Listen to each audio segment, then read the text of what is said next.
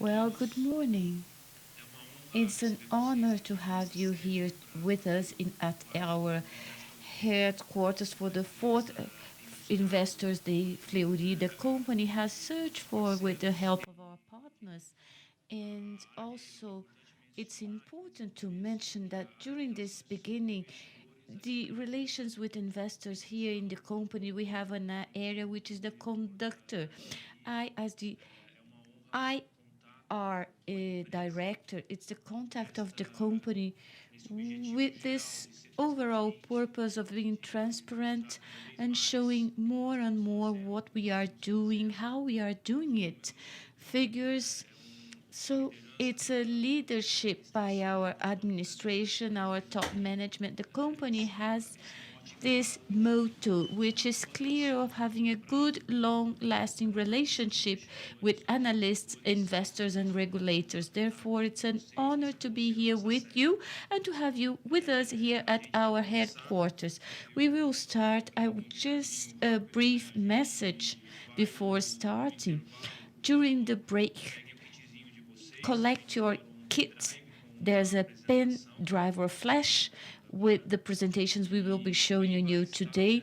And also in this package, we have some papers in order you can pose questions.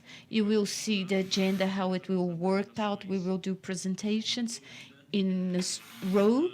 And by the end, we will give you Q&A time, so feel free to make questions, write them down, and also we will have microphones access for those who would like to pose their questions directly. This event is being transmitted live to our website with simultaneous translation into English with access via video transmission. Therefore, welcome for those who are watching us through the video. And now we will start. I will invite Omar Hauache, our chairman. He's the chairman of the Grupo Fleury, which is Fleury Group. Omar Hauache is taking the floor. Thank you, Patah. Good morning.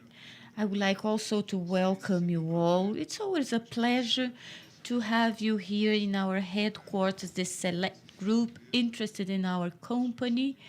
I mentioned now our investors, current shareholders, investors as a group, potential investors, analysts that cover us, groups that have diversified interests in our company. I want to know more what is happening with the Grupo Fleury and the outlooks of our company. So please be welcome. We have an agenda that it's interesting starting now, and it's an agenda that has as main purpose to provide you more details regarding Grupo Fleury businesses, transactions, operations, what is happening, and of course provide more details how we see strategically wise the future of this company. I do believe it's important to talk about what is happening. You have followed, those who know our company well are aware that we have a brand which is the main point of Fleury, premium brand growing sound during the last years. In 2014, growth was extremely sound and profitable. So it's a brand that it's quality and innovation by the group. This brand has always contributed towards our results. We have other brands that were acquired in the past, and we had the initiative 3 years ago to merge them under one umbrella, a mice. And also we have noticed an increment on step by step regarding improvements and gradually of plus marca mais. This brand is showing that we're heading towards the right path in all the regions we have it. We acquired in Rio de Janeiro a major acquisition, Laps Door, It was a strategically important and strong entrance in Rio de Janeiro. We always knew the main intent was we were sort of shy in Rio, and we knew this marcador was very important. And many challenges posed by the door brand, qualification of brand, structure, and people also working in the brand systems. All this was done in a careful way during the last years, and we always made clear that this would have to be done in order to stay in a way strong and sustainable in Rio de Janeiro and therefore be competitive. We knew this would touch results. Also, due to the size of Labs Door, the brand. So margins were affected during the last years. We were aware we had to improve in Rio de Janeiro. And meanwhile, Fleury is mais improved, Fleury is strong, and clear signals of improvement are shown. This will end it with the third quarter results you have seen during last week. I've seen that by the end of our management, we made clear to the board the need for some strong reductions of cost and expenditures, not only in Rio de Janeiro, the company as a whole, and some projects important for this purpose were made to select payers. You follow our criteria regarding exclusions of some players. The classic is in Rio de Janeiro, but Brazil had other decisions made in this direction. Selection of businesses. We have some businesses, selections of units, the PSC units, patient service center, and we closed one, and some reduction of some services. All this was done throughout the last year in a more incremented fashion. I would like now to prize Vivian's management during the last 12 months that managed also to keep on with these projects, improve them, add some new processes regarding expenditures and cost reductions, in addition to a matricial budget that was implemented last year, which is very important for us to be able to be more and more compliant with our proposal for cost and expenditures reduction. Adolfo will address furthermore this. This ended with a better third quarter, showing how this company is following the right path. Of course, third quarter, there's a season impact because it's strong regarding revenues.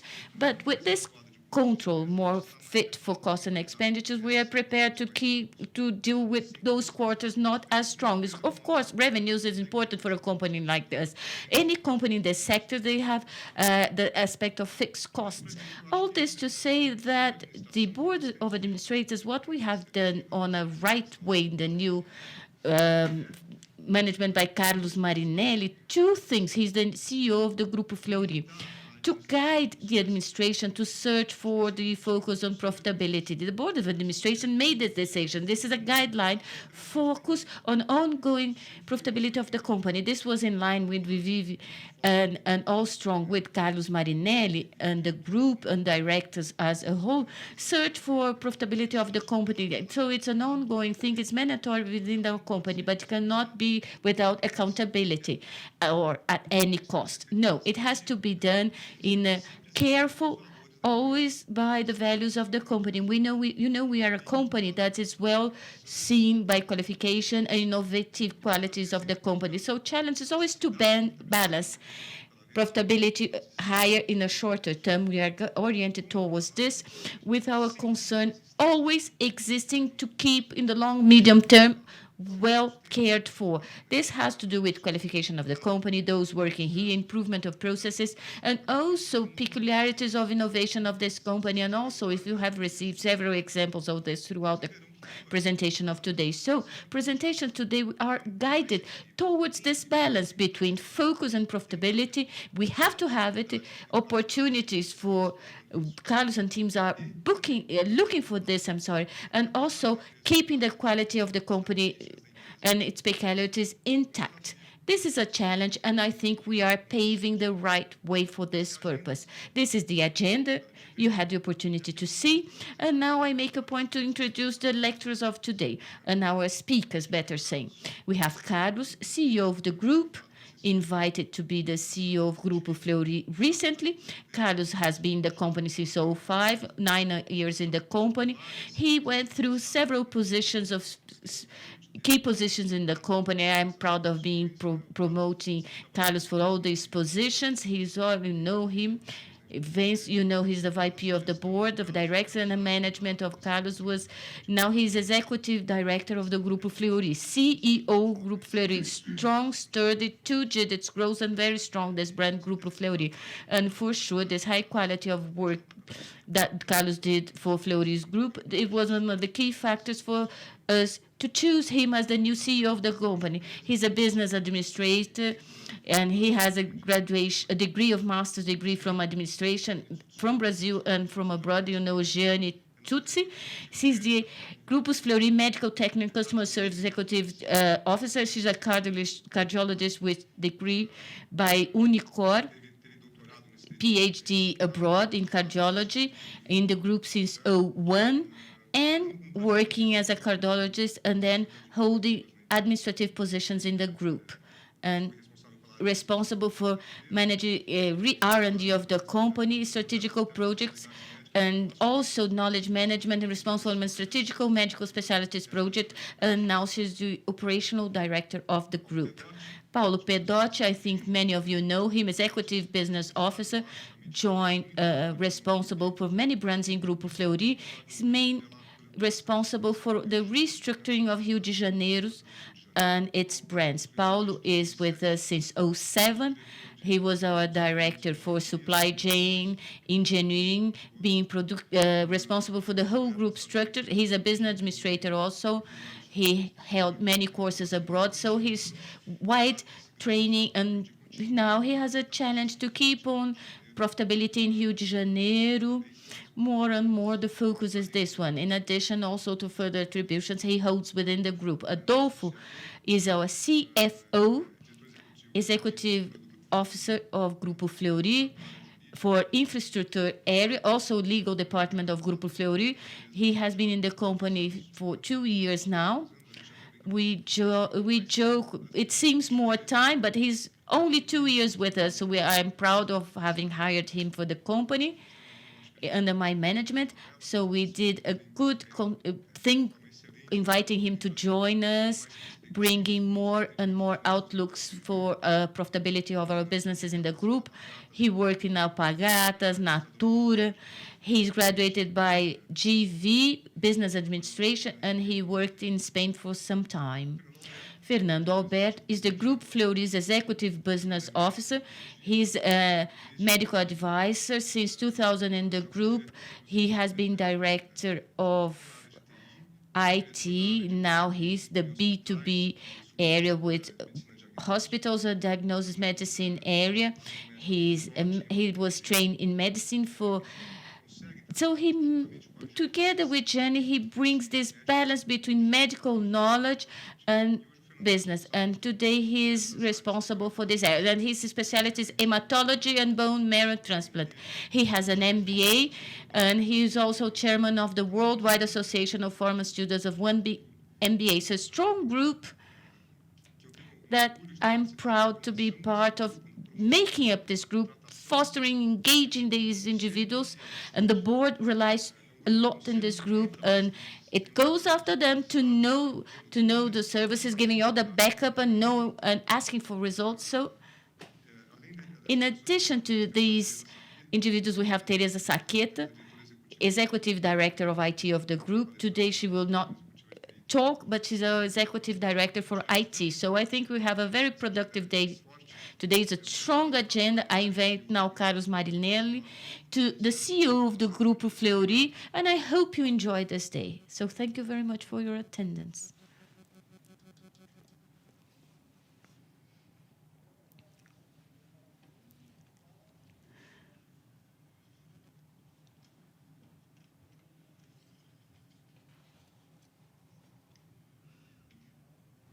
Good morning. Thank you very much for your attendance and prestige you give us today. This is the fourth event of Investors Day for Grupo Fleury, and also special of our chairman and the words he delivered opening this day. So this is very gratifying for us as the executive team to have his presence and proximity with our board of directors that have helped us during the last times regarding challenges we are heading with the company, not only short term, but also in the medium and long term.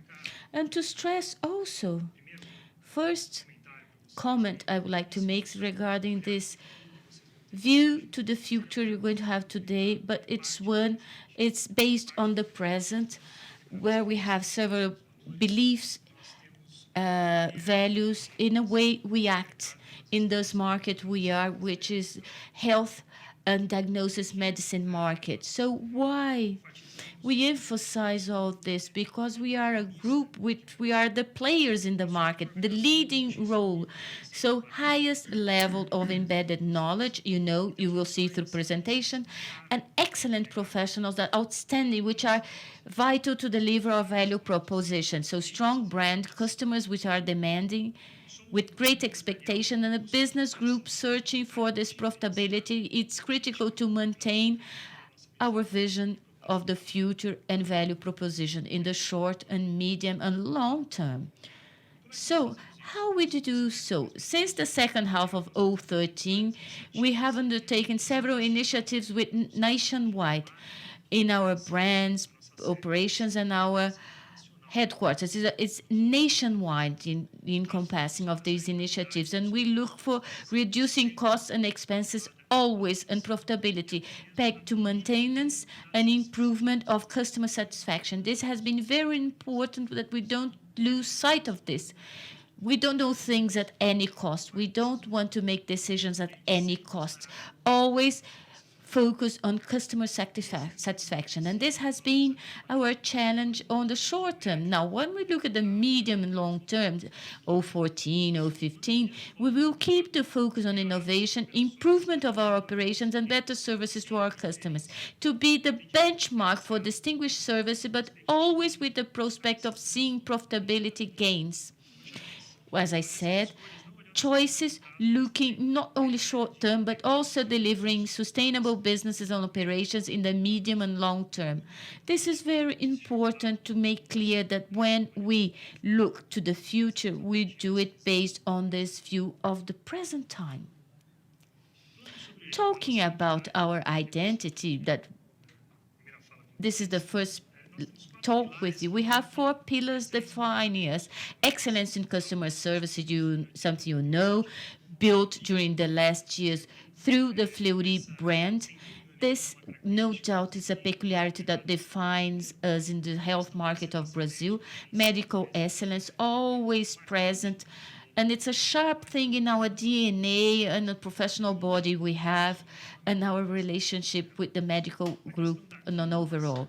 Innovation, always, as I said, we have the commitment with the Brazil's health sector. And this commitment is one also regarding innovation through excellence, services to customers, and also professionals, the physicians that are embedded in the group, either regional brands, Recife, Salvador, Rio de Janeiro, Porto Alegre, Brasília, Curitiba. All these professionals, they have a commitment with excellence and make it through innovation. And we cannot disregard the point of sustainability linked to businesses. Sustainability in a wide way of seeing.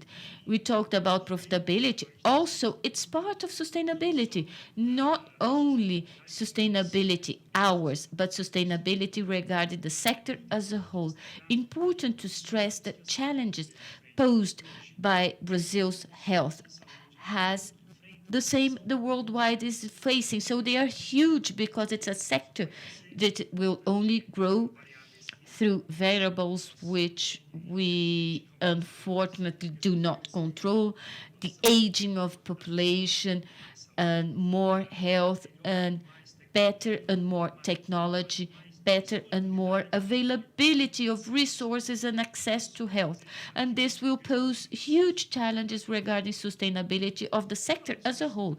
And talking about sustainability of our operations, our commitment with the economic side, social side, environmental also within our operations. These are values that are present in our DNA, for all in our transactions and in the mind of our more than 11,000 collaborators. So now, how do we do so? I think it's important to stress regarding these pillars, and it permeates innovation, technical excellence, services rendered to customers, and profitability, is regarding the way by which the Fleury Group takes and leads all these pillars. It is clear that it's a differential we have regarding the integration of information. We are a company looking at the individual and his health, not specifically one result of one exam, one test, or one specific condition. We look the individual as a whole, and therefore we are proud of being a partner and the preferred partner of our physicians' clients in order to care of these lives that come to our PSC units or patient service centers. So just to give you a brief example, I will not list all items, so I have an example of our food portfolio exams. Let's see, thyroid report for coronary disease also, food investigation, including several exams, tests, individual condition, but also meeting the physician, our client, in a way to provide an integrated solution, not just a plain result, an image, or just, let's say, making a difference through information integration. So this is very important to stress. We are the pioneers on this, and today this is a condition that we take forward in a very special way, differentiated and advanced compared to our competitors. And even regarding an attention given to health, if we compare it worldwide. Now, regarding our performance, where are we present? Our objective is to be present in the main centers.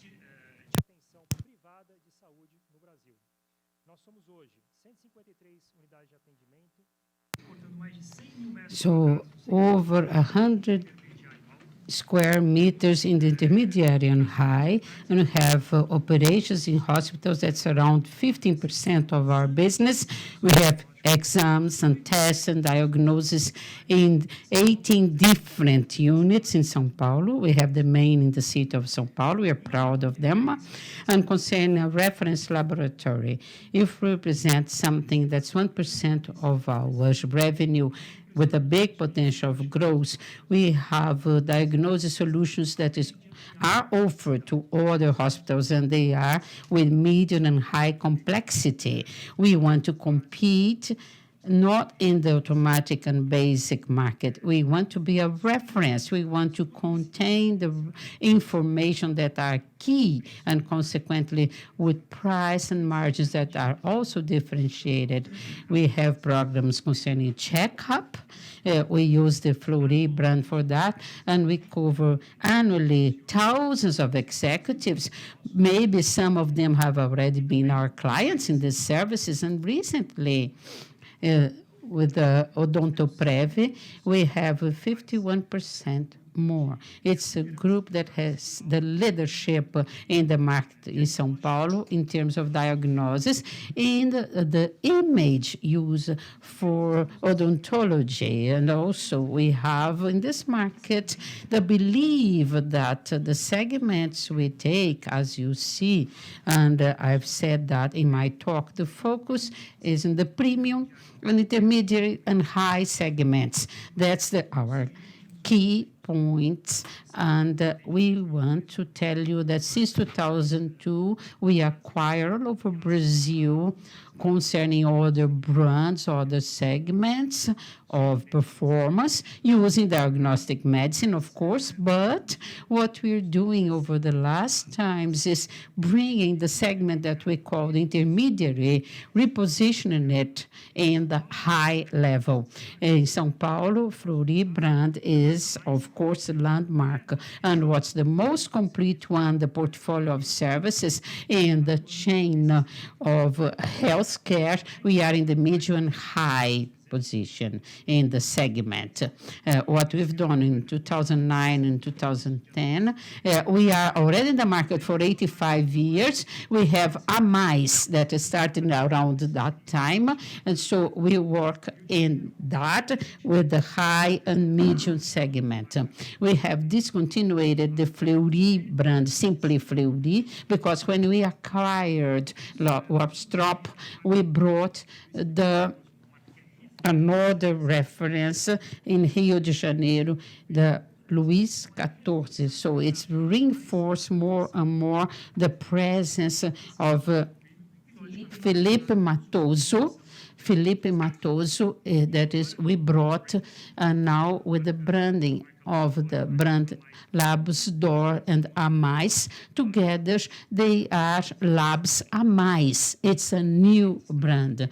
As it's been said, we are doing the right and taking the right steps and doing the right things, and we're improving more and more with profitability in this market. In Recife, north of Brazil, we have Amais brand.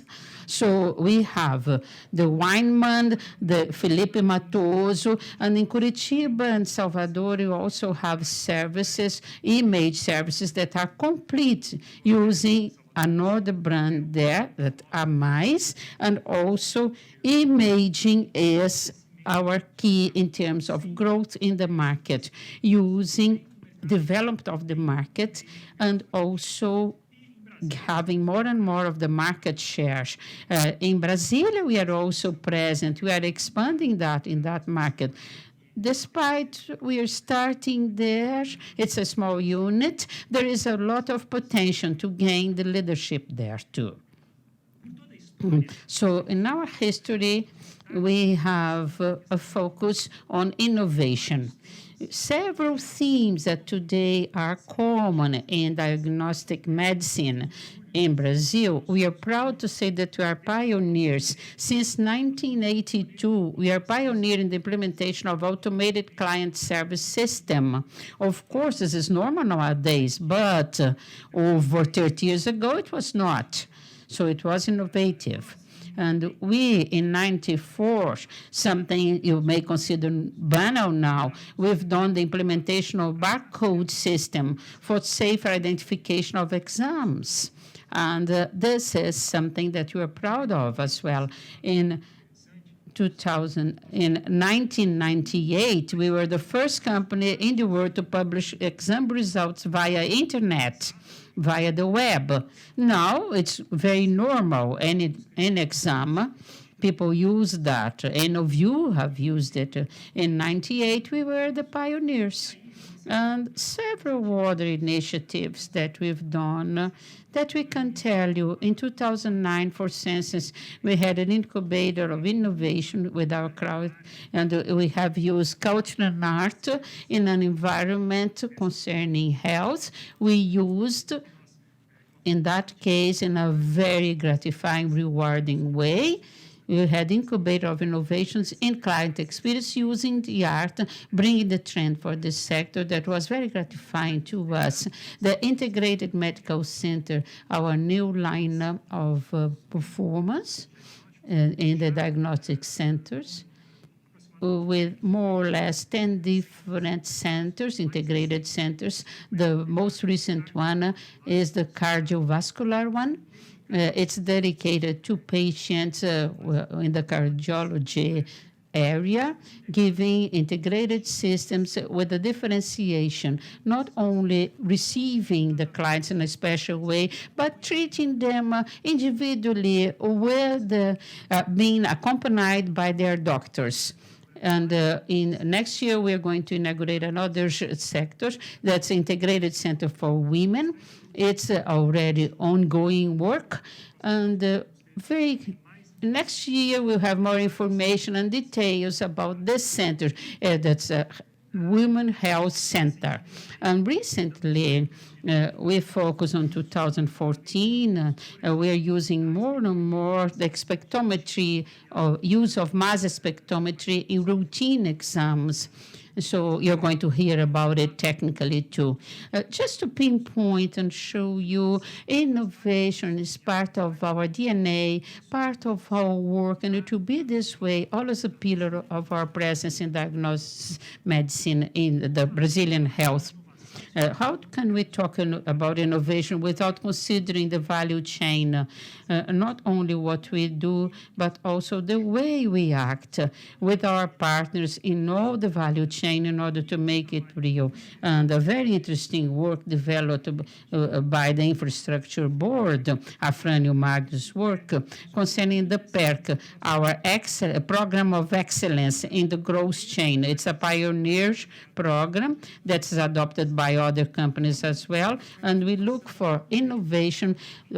PERC looks for innovation in the whole value chain, relationship with the supply chain, and also relationship with our partners, meaning gain in several areas, answering the client's needs and differentiated in the whole chain. In 2014, represented around 66 suppliers. That means 42% of all the accounts that we have, the purchase we do. So we measure the ideas implemented by the suppliers, and the positive impact in 2013 was over 1 million reais, with big perspectives for the next years as well ahead of us. Concerning quality, just to leave it clear to you, some points which are acknowledgement of our operations in the market. Brazil as a whole, which, for instance, led several parts of our infrastructures have this certification. So we have the sustainability in our environment. We are acknowledged by that. And we have leadership in several points concerning accreditation or certification of Pathologist American College. Regarding Palco, is evidencing through certifications made abroad our quality and also our practices in-house in order that lead is to innovation, services rendered, technical excellence, and sustainability. A premium to talk about this issue regarding prizes we were awarded is regarding the Reward Brown. So this elected in 03 the Fleury brand as the most valuable one regarding the brand analytics and Millward Brown. 013 Fleury Medicine is the most valuable brand in diagnostics medicine. Strong brands. We are proud, valuable brands, sustainable, and that have loyalty of our clients, patients, or physicians. So, and how we develop sustainably wise. We engaged in a sustainability cycle regarding our strategy. And this cycle starts with the engagement of our stakeholders to listen those part of our value chain, clients, sectors, physicians, board of administrators, shareholders, and listening our collaborators, i.e. those part related to our operations. And translating this into a materiality matrix using interest themes of these stakeholders, and based on this, establishing a strategical definition for the group, i.e., one that it's the representation for all stakeholders. The next step would be public commitments being assumed. Next step unfolding is this to the organization on a consistent way and fast also, speed up, and also rendering accounts with all our stakeholders in the marketplace, investors, shareholders, or the market as an overall, or at large. The firm commitment we have to have this sustainable development and to bring this cycle of strategical sustainability up to the end. And how this new matrix of sustainability works. We have elected 4 subjects, which are the material themes translating our intention, which are increase access to healthcare, work on it, education for health, patients more aware, physicians more knowledgeable, will generate education for better health and the use of health services in a better way. Bring also the training and quality of life of health professionals. This is education and quality. This is very dear for the Fleury Group. We know all the difficulties the sector is facing in terms of labor, from the basic to the more qualified one, and how this subject is dear for society as a whole in order to physicians and professional nurses that work with health professionals, and we believe we can have a relevant role in this subject, education and quality of life of health for professionals, included their own quality of life, those professionals of health. And this we would like to mention also environmental impact of our operations, also thought about. We are aware of it, we strive to reduce it, and furthermore, this becomes something that it's present and a concern for all of us. We have this commitment. Even if compared with other industries, our impact is quite below. Now, how do we talk about this and example this, walk the talk? Let's say an example that goes through several elements of what I was working now regarding sustainability, technical excellence, services rendered. Now, Vila do Saúde, have you visited taking your children and visited? You are all welcome to our Vilas da Saúde. This is the debate that is to focus on the needs of our clients, the children. So it was not that embracing and specifically for children. They arrive in our units with the parents, someone responsible. We know within the stress level is very high because children, when they do exams, they are also stressed. And we understand that there was a better way to do this service and even more sustainable, to have a relationship with child health care that would not be that would not be nice, but something nicer, ludic, and with this patient. So we're stressing some pictures. We have the Vila do Saúde do Ibirapuera unit, PSC, Patient Service Center. So Garibaldo, looking to the Ibirapuera Park, and it's pleasant and nice. All this coming back to a business model which is interesting for the strategic objective of the group. Before the opening and post-opening gross revenues, we have grown 120% of these services. Gross revenues pre-inauguration, post-inauguration. But as an addressing it, identified and specific and dedicated growth of 120% in 1 year regarding the volume exams, 103%. So success model we are applying during the last years, and we will keep on applying it, always going towards innovation, excellence of services, and technically wise, and sustainability. Here are some examples of excellence in customer service, feedback, social networks. Social networks, they are very important for us as a tool because we measure Net Promoter score of our services, units in high levels, and constantly being monitored. Clients' satisfaction through questionnaires applied post services, but the expression of our clients on social networks, either with contributions, criticism, or praising our work, it's always very important for us. So for some time now, we have a room dedicated to reputation of our brands, and we keep a very special attention on this subject today that permeates all our relationships with society, friends, professional relationship. It's everywhere, and Fleury Group is paying attention on this. summarizing what is our identity: to be present on daily lives of people, assisting them and promoting medical and healthcare integrated solutions through knowledge and the constant pursuit of excellence. This is our identity. This is what guides us in our businesses and our performance. This is when we look towards the future, we will not lose sight of it. Now I invite Dr. Jeane Tsutsui to talk about our vision of the future. Thank you very much.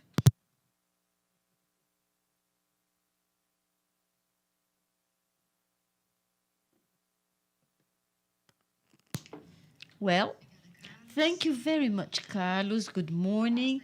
I would like to stress our thank you to all those here today, attendees. It's a pleasure to be able to talk with you our future vision and how we are planning our businesses on a sustainable fashion.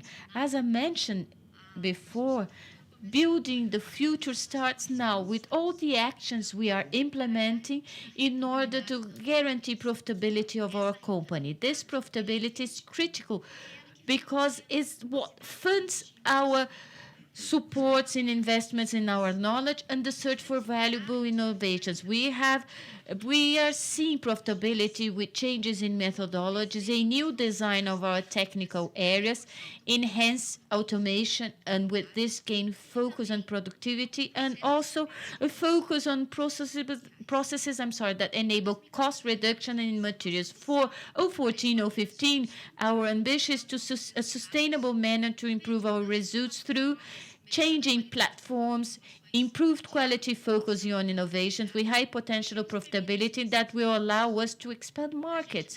In order to have our vision of the future, I would like to bring you some epidemiological trends, changes of distribution of health phenomena that affects a lot of our businesses, talk about some technological innovation and how we incorporate these, always taking into account availability and financial impact.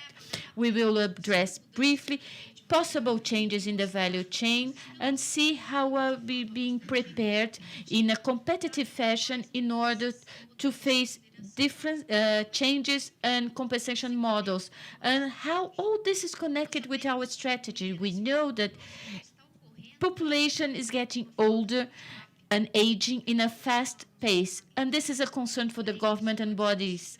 So to supplement, this is a huge opportunities. We have an increase for health services demand, especially for complex ones. And I would like to call your attention that this takes place on the main metropolitan regions where we are present. These regions, in fact, they are the leaders of demand for private qualified services. And regarding population aging, we have noticed some changes in some diseases pattern. We have an increase of cancer incidence. During the last decade, the incidence worldwide speaking has grown 20%, and for all 27 million new cases of cancers will happen. So the Ministry of Health has shown that Brazil is following this trend. Only on 14 diagnoses, 585,000 new cancer cases in Brazil. This results in demand for specialized services in healthcare. And all this is assessment of biological systems associated to a digital revolution we are going through and changes on the profile of consumption of people. This is the 4P medicine, like the biggest bets for the future. What is 4P medicine? It's personalized when people, more exams and therapeutic events are earmarked to see the peculiarities of each individual. It participates where people take the role of leaders regarding their own health and also preventive medicine and predictive. This trend has been incorporated in our strategy. We have a growth that comes also from exploring new businesses in the healthcare value chain, especially in our core business through the increase of our capacity to render services, and also investments in processes to increase productivity and guarantee profitability. With this, as Carlos just mentioned, using the same infrastructure, we manage to cater for new segments of clients. We also have a geographical expansion, especially in the premium brand, and this is a very important arm. The expansion of portfolio and services offered geographically for different clients. This is relevant. With the same infrastructure, we are be able to have the enrichment of services and exams being made by each client is increased. So every time we talk about incorporating technology, it's important to wait. Not only availability of these platforms and advance of medicine is huge. We have many platforms and we must make choices and the right ones. Therefore, take into account also the human side, what it is desirable for patients, and also market. Is it viable? What can lead us to market share gain in order that we can do the right choices with benefits, no mistake, towards our patients? So let's talk about technology. We have already mentioned in the lab medicine, we have invested in automation with productivity gain. In addition to this, simultaneously, we have invested in platforms of differentiation. This is what places us as the pioneers in medicine. This is what makes us different from our competitors, and this is what makes physicians to submit and refer their patients to our units. One of these platforms is what we call functional genomics. Different phases from what it's possible, the sequencing of all the human genome, but also RNA, proteins, with proteomics in the serum, metabolomics, and what is happening, what's important in all this, what we are already incorporating. And I mentioned here as an example a genomics platform, next generation sequencing. This platform of genomics, with its introduction, we had an important reduction in the cost of genomic sequencing and increase in the speed of sequencing, breaking the paradigms of personalized medicine. And what's important for us to look at when we see the current market of USA, it is assessed of $2.2 billion USA market with a forecast of over 18 to leap to 4.2 billion, double. And when we look international partners, huge international labs like LabCorp and Quest, we can see that these companies are investing in these platforms. In a practical way, what does this mean and can be applied in our medicine? I bring you examples of next generation sequencing. So NIP-TIP, non-invasive prenatal testing. This has a huge market, $220 million, and with a forecast for $3 billion by 2019. So you just have an idea. We have already made available this test in Fleury since the beginning of the current year. Another potential is genome sequencing, where we can identify complex cases, and we know this has a trend to neonatal application and a trend of one day to replacing the current test applied of screening, which is the foot test. Recently, this exam is mandatory for 29 genetic diseases. We have to cover this. So ANS, mandatory health insurance cover. So it's mandatory for us to have these platforms. In Fleury, our intention is to use this platform not only to investigate fetal and genetic disease, but other specialties like endocrinology, oncology, and cancer, that it's increasing its incidence in population. This is in an automated way and with results that we can incorporate in our results to have a diagnosis assessment on a full way. Another example that I bring for you for personalized medicine, to make tangible what we do in R&D for an answer which is definitely for the marketplace, is this project that has started in 2012 with a partnership with the Grupo Fleury University and the Cancer Hospital of Barreto, the molecular classification of metastatic tumors whose origin is unknown. So what is this? In fact, we are aware that tumors that are metastatic, that we cannot define the place of source, it takes place in 25,000 new cases per year. And this is the eighth type of most frequent cancer with high mortality rate. And currently, with tests and diagnosis that we have a problem of low precision of diagnosis, and therefore these patients, they die in a fast pace. So this project of research is to assess bioinformatics and biomolecular. So in 2 years, we established a new technological platform using molecular biology and bioinformatics with 85% of accuracy. This test is developed in-house. It's a unique initiative in South Cone. We have a patent on it, and in the next semester, we will place it in our routine test. And just to show what we are doing, innovation in a very concrete way. Another platform for methodology we have invested a lot is regarding mass spectrometry. So we were the first lab, in fact, of the country to introduce mass spectrometry of the routine of diagnosis medicine.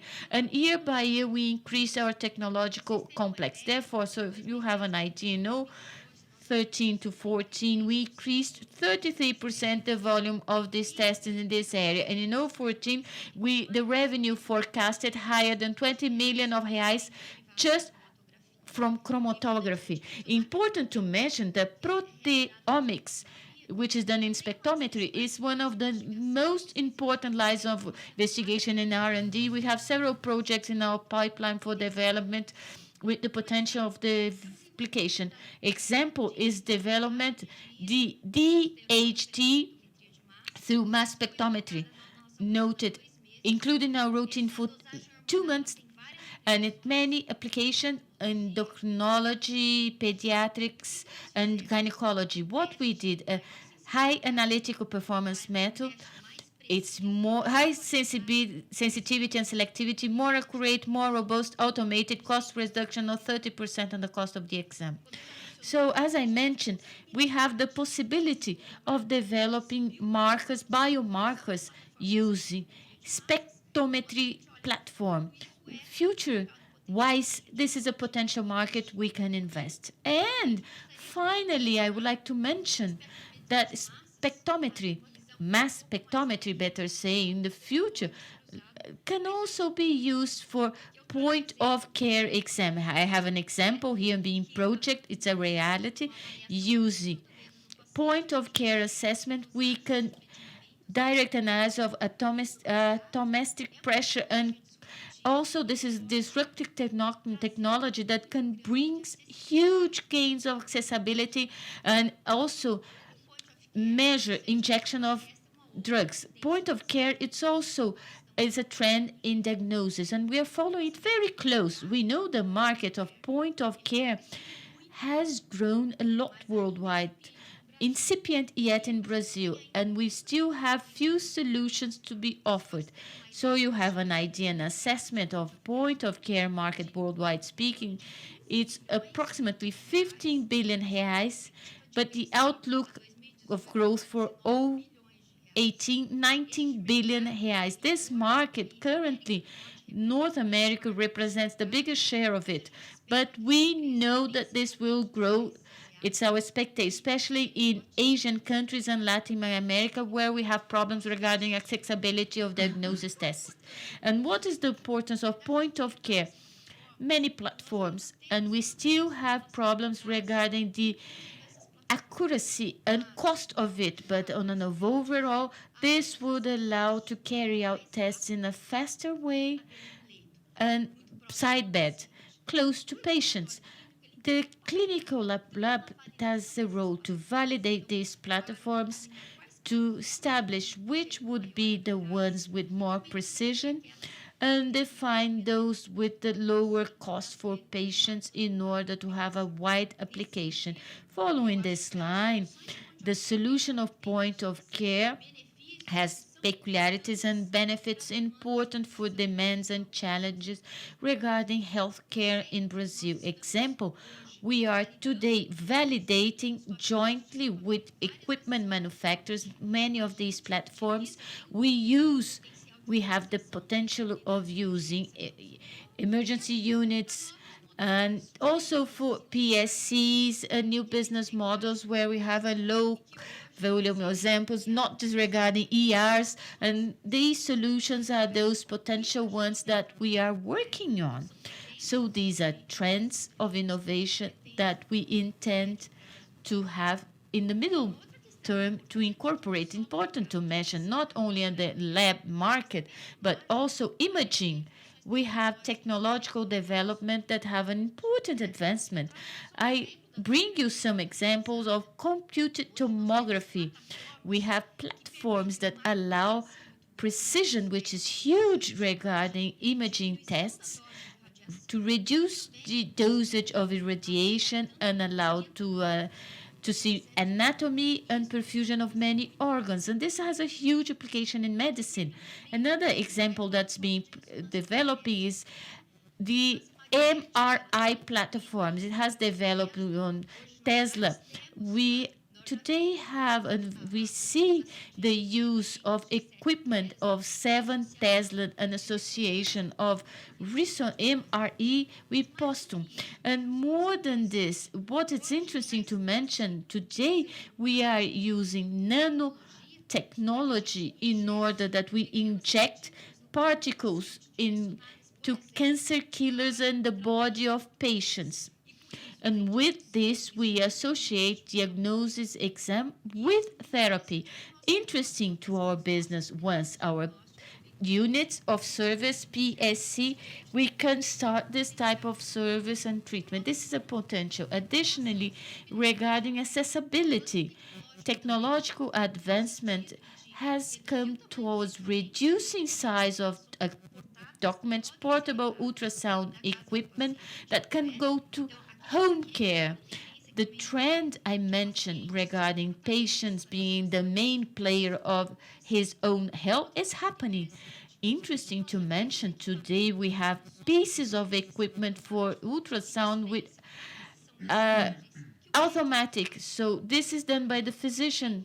Time and capacity of these professionals are extremely qualified to carry out the reports. So trends in medicine are happening. Unfortunately, they trend to bring solutions to balance this pressure regarding cost reduction that we have in the healthcare, which is a huge challenge for us working in the sector. Finally, but not least, I would like to mention that all these platforms, the methodological ones, the technologies that are existing concerning labs and imaging, it has been progressed in the integration using platforms of technology, IT platforms. That's very important because several companies are investing in that. Analysis of big data, and analytics analysis to direct the best diagnosis and the best treatment of the patients. Of course, we have Google that invests an amount that's so huge in terms of figure, but we in Fleury Group, we have taken the first steps in terms of data analysis, integration of platforms, and IT technology. Obviously, we still need to invest in the long term to get more opportunities. But above that, what we consider that to do all this integration in terms of information platforms, we have backing us technology companies, and we have a very important capital. That's the knowledge of our people. So we have an adequate integration of information on the basis the medical knowledge, and that we have. It's fundamental in order to do the adequate use of all the technologies available. And in this sense, we in Fleury Group, we consider the intellectual capacity and intellectual capital the most important point. We have strategical programs, the medical strategical program. We have in this sector, medical area, we are a reference in the country. We contribute for the health of our clients via diagnostic medicine, which is excellent and innovative. What are we doing? We're working in order to guarantee the follow-up of the trends in medicine and labs, etc., but also giving innovative medical and laboratory and diagnostic solutions with the professionals that work with us in several specialties. And we got that, and we strengthened our relationship with the medical community. We have partners, we have colleagues that bring to us the patients. This is our strategy, and that will be. And we also have, as mentioned before, 1,600 doctors, physicians that work with us in our technical areas, doing all the diagnostics and also producing knowledge, scientific knowledge via their papers, producing knowledge that is fundamental for the development of new products and new services. In order you have an idea about that, these are cumulative data since 2009. So year after year, we are growing. Since 2009 to 2014, we have 477 new products and new methodologies integrated in our portfolio. For that, the intellectual capital of our doctors is essential. The physicians contribute a lot, and they not only give the results for the exams, but they are players in integrated solution aspects. That's the product that's unique in our company and for our doctors and for our clients. It's of big value. And thanks to this sound production of knowledge, medical knowledge, we obtain funding from the part of the government for innovation. So since 2009, we have funding from FINEP, that's Innovation and Research Department, mainly for R&D, and we have expanded that. Nowadays, we have funding, and we can broadcast that with the results of last year, and we have a new contract signed with FINEP, so we have funding for 155 million reais to invest in projects concerning innovation and expansion of new units with different models which are innovative as well. And that's the change of our model concerning attendance and client care using the IT platforms. That's very important. We can obtain funding, and we are a company that has the acknowledgement that's a legitimate capacity of performing the projects in terms of innovation. I've talked a lot about technology, but I would like to remind the human aspect. Is it desirable? For sure. What's the focus of the client? Always we are focused on the human person. The customer care is the way we treat the client, present when we deliver value, when we deliver the goods in the right way. This attention to the client, the concern concerning innovation is simplified when we use the preparation of the new exams, mainly the attention, the follow-up, the indicators, the return that we have from the clients. In fact, we are always concerned about the differentiated customer care, looking for solutions that to cover the necessities of the clients. When you look ahead, what's the client's profile? We see that 81% of people that use internet, they look for information concerning health. So this is very important.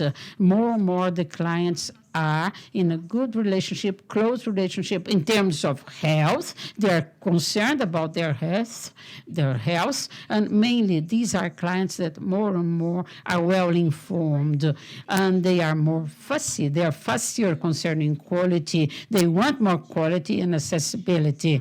With that, we are changing our process concerning customer care and attendance to clients, improving the service. And we also work with a new model of customer care that will be implemented in the next years. And our proposal is offering more channels in order the client has a direct care.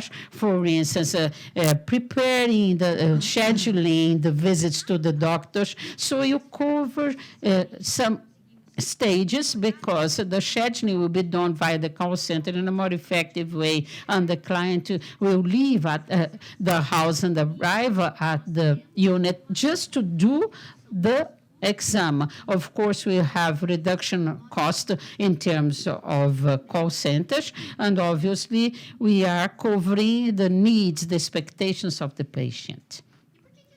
Why is it so important? We always had this view, and I bring to you Cleveland case. Of course, Cleveland in the U.S. is always a set of hospital that is excellent and acknowledged. But over the last 5 years, they are investing a lot in terms of understanding the client's needs and going to their expectations in terms of caregivers. So they are, of course, in higher places. And associated to that, Cleveland increased the number of patients that visit their hospitals, that they have a Cleveland complex of hospital. And so they improved their revenue as well. So answering, of course, the focus is on the necessities of the clients. It brings and generates sustainability and profitability to the company. So Cleveland is a model that we follow and concerning our caregiver. And I would like to wrap up bringing a bit to you about the discussion concerning the market, what's viable, what's not viable, which are the trends to change the value chain concerning the health sectors. It has been discussed concerning cost. There is pressure. Of course, the increase of the demand for health care is there. So as has been discussed in the World Economic Forum, we have the profile of the next years, seeing that health is an area that's extremely vital, important, and it's very problematic as well. We have a big problem to solve, how to do the equation. Increasing costs, increasing demand, people looking for health and health solutions. This is a big opportunity for the groups which have to be placed in a competitive way, looking for solutions which are innovative and also reducing costs in a way to cover the necessities of the population. Here in Brazil, when it concerns the rates, we see the increase of the rates concerning the necessity of the operators, which is a concern that is generated with pressure concerning costs. What would be the best model? This discussion is in the United States very advanced. We have other models there concerning payment to service renders per person covered or payment to multidisciplinary groups that are in the area of healthcare. And in Brazil, we discussed this, and we're looking for a solution for the payment of paper service that presently it's not shown just in a sustainable way. I think this is a good opportunity for the groups of doctors or the medical groups to look for solutions with better performance, and we are one of them. That's where we have to discuss. And I have the paper from Harvard's review from 2015, and I have Michael Porter's discussion about the strategies that can change the health system. It's interesting to see that the models considered by experts, they support our strategy in terms of integrated medicine with focus of solutions that we are giving. That's exactly the focus on the clinical condition. We have multidisciplinary groups focused especially on solving the clinical aspects, avoiding waste in the chain, and looking for outcomes and targets and results that are viable, reducing really the cost. That's sustainability. And it has to do with our strategy in terms of focus on clinical condition, teams of physicians that are experts with high knowledge concerning the integration of methodological platforms, and also increase diagnostic efficiency. That's the view that since 2010 we are working. We've implemented the integrated medical centers, the complete diagnostic approach is done, and we have integration of medical teams. We do the exams very quickly, focus on priorities, avoid incomes and goals from the part of the patients, and we discuss the case among the physicians.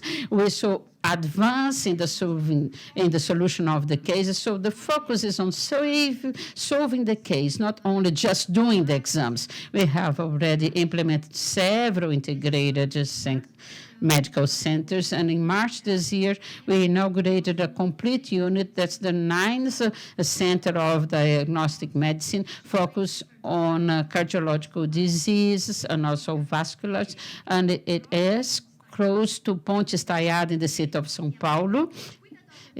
And it has been carefully planned, so the flow of patients will be there, and just to be covered with all the necessities. We have experts there, and I would like to show you some of images of this integrated center there. We changed the customer care module to have it in an easier way in order the patient is welcome. That's the way we want them to feel. You see our coffee area, our leisure area. It's the area of medical diagnostics, but it's a complete answering to the needs of the patients. We have the highest technology. When you have 3 screens MRI, the environment, the lights, the way the room is, it's to bring the human aspect, the right approach, because the patient is stressed during the exam. Imagine they're considering they may have a vascular disease or cardiovascular disease. So we have to take care of that. This is very important diagnosis. We have, when you have the MRI in double, when you see the model of detectors that we are presenting on the screen, it's a technique that is very specialized. You have the compression of the rays in the tomography, and with that we have a reduction in the dose of radiation. See our concern, the safety of the patient, doing with no mental stress. That's what we call being close to the client. We also place tests that are the conventional ones. Obviously, we need for the investigation, but as an example, together with ergometric test, we have the cardiopulmonary test, where we can carry out a metabolic assessment, thinking especially regarding athletes that come to invest cardiovascular diseases, also those individuals that are normal but are doing more exercise. This is a differential point regarding the services we render. We thought about all the pieces of equipment, the environment, in such a way to provide a fast flow of services rendered or care. Patients will stay with us the shortest time possible and to feel welcomed. This is also an example of a technology which is very advanced. CZT scintillography is a technique that allows for imaging of perfusion of myocardium with a low doses of radiation applied with a very short time of exam, and exposure to radio drugs is reduced also. And this is the center where we have a unit in the same building. It's Ponte Estaiada unit. This is a more general one where we offer the portfolio complete of exams, of lab exams, and also exams for imaging. In the unit, we have all the portfolio of those exams for investigation of women's disease. The Women's Center for women to do all the exam in the same place, complying with our strategy of portfolio being complete for exams. Finally, I would like to tell you that we brought many trends in healthcare. So lots of information, many methodological platforms, but I find it very important to mention that we must know how to do choices and invest in a way to fit according to the best result, according to investments, and to provide also the best health care for our patients. So, to make choices among all these things we mentioned, one must know how to do it. We must have intellectual capital, and this we have. So, we have 88 years of tradition in diagnosis medicine. We are recognized and legitimized to guide the market, and we have the trust of physicians that refer their patients to us. Within all this information and amount of platforms that we have in the medical area, I believe we do know how to make choices, and we have a very well pathway for our future. Therefore, in association with this view to increase profitability and guarantee our profitability and invest in new platforms in order to gain market share and to move forward with exams that today are not available but in the future will be great trends, this is very important. Our strategy is very clear. We are safe of the way we must go. But more than that, we do believe that the technology per se is not the most important thing. We believe that its impact on people's life.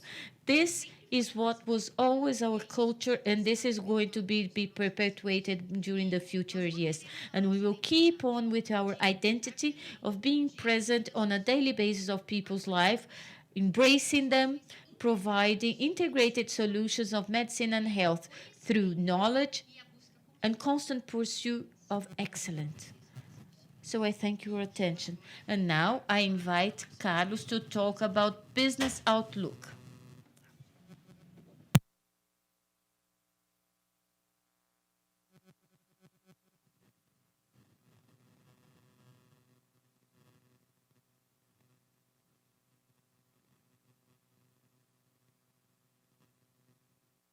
Obrigado, Jeane. Passando agora pouco para as perspectivas de negócio do grupo, depois de uma apresentação bastante intensa. A very intense presentation. Now we're going to talk about business outlook, and surprising us all the time. It's important to know that we are very close to all the opportunities, looking towards the market, but also looking our clients, especially them. This is the message that we want to convey. The three-port not going apart, never of our performance, and this is what we are taking towards the future.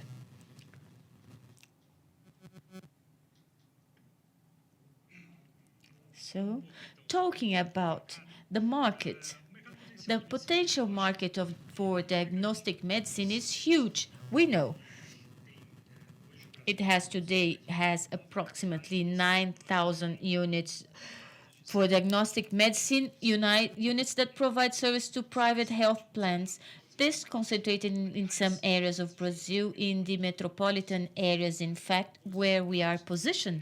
And they are accountable in terms of population catered by private plans for something like more than 50% of the total of those cared by private plans.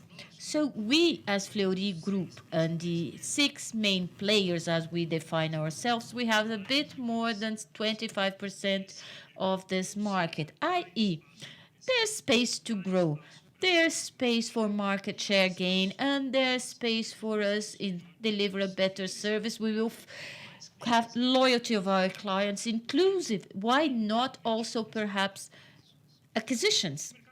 The private market for diagnostic medicine, the federation units, as you can see in terms of 013, regarding São Paulo with 6.2 billion of this market, of an 80 billion market following to Rio de Janeiro, 2.2 billion, Minas Gerais, a market we are not directly there, and then going Rio Grande do Sul, Paraná, Bahia, and finally Pernambuco, all markets where Fleury Group is inserted through the metropolitan areas, capitals, in a way which is expressive, with complete services of diagnostic medicine.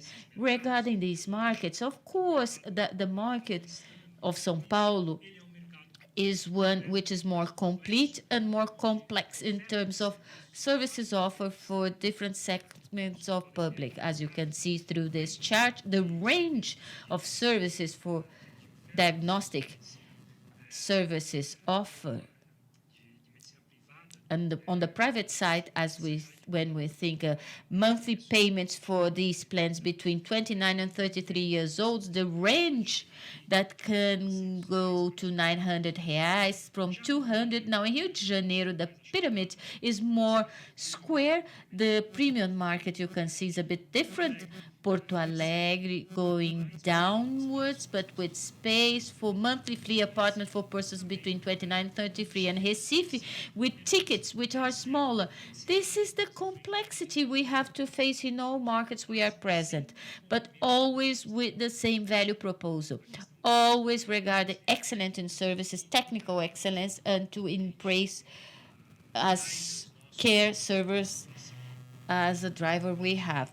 Now talk caregivers, I'm sorry. Now our performance in this marketplace, the private market by metropolitan region in 013 according to shown by the graphic, and Fleury's group market share. In São Paulo, we have a market in something like 4.5 billion reais, which is a market that we have estimated our market share participation 25% now. And for Rio de Janeiro market, total market of 1.8 billion reais, where we assess our participation or market share as 20% of market share. They're calling that São Paulo, within the services rendered, there's a potential for 50% of this market share has potential for premium players. Now for the intermediary high one, it will be 20% of this market. Rio de Janeiro with 20% for premium players potential and 40% for the potential for intermediate players. Now talking a bit about overview of São Paulo's marketplace, we can see São Paulo is a region with a penetration which is very high regarding health plans, one of the biggest in Brazil. Just for Brasilia, there's a market that reaches historical levels of 60% of penetration for private medicine of beneficiary of healthcare. And also São Paulo, we have 54% in 013 of regarding penetration, with a total penetration of inhabitants, 10.7 million people that have private health care plans. Now, regarding providers, 56% is concentrated in 4 main providers, and the remaining 44% fighting for the market, with also some successful growth. Now, as for Rio de Janeiro, a different market that is important in our portfolio of services rendered, we have the penetration for Rio de Janeiro being a more aggressive curve, reaching 42% of penetration, with space to increase this penetration. Also in Rio de Janeiro, 4 main operators, they have something regarding 56% of this market for 4 main providers. Both markets are the main ones in Brazil, and I will follow up with the specific presentation regarding Fleury brand. As it was mentioned, during the last 2 years, I was the executive director responsible for this brand in the group. And after being appointed as CEO, I kept this position as CEO and executive in charge of businesses regarding Fleury brand. Fleury brand is 88 years of history. It's the best and most recognized brand in diagnostic medicine. This is a reason for us being proud of it. It's the leader in upper income classes A and B, and it's the most complete portfolio of examines diagnostic services of the market. The only provider to do integrated diagnostics, i.e., more than just a result, but more of things integrated. 24 PSCs in strategic locations, either in the city of São Paulo, metropolitan area of São Paulo, and also in the state of São Paulo. Recently, we have a plan. We are expanding also for inland with a bigger unit in the region of Jundiaí, where we have a clear perception of a lagging behind in our size regarding the region. 41,000 square meters and 1 million patients per year. Regarding quantity of exams, we have grown during the last 12 months of 2014, approximately 9% mean yearly, with gross revenues of 14% growth average yearly.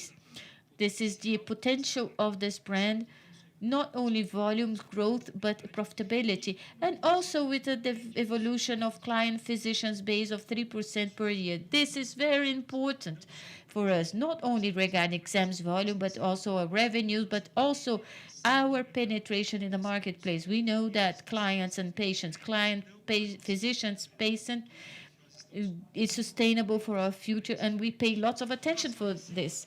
And regarding our revenue, 13% mean growth between since 010, with the red bracket pointed towards existing units in 08, and the dotted one since after 08 to be expanded.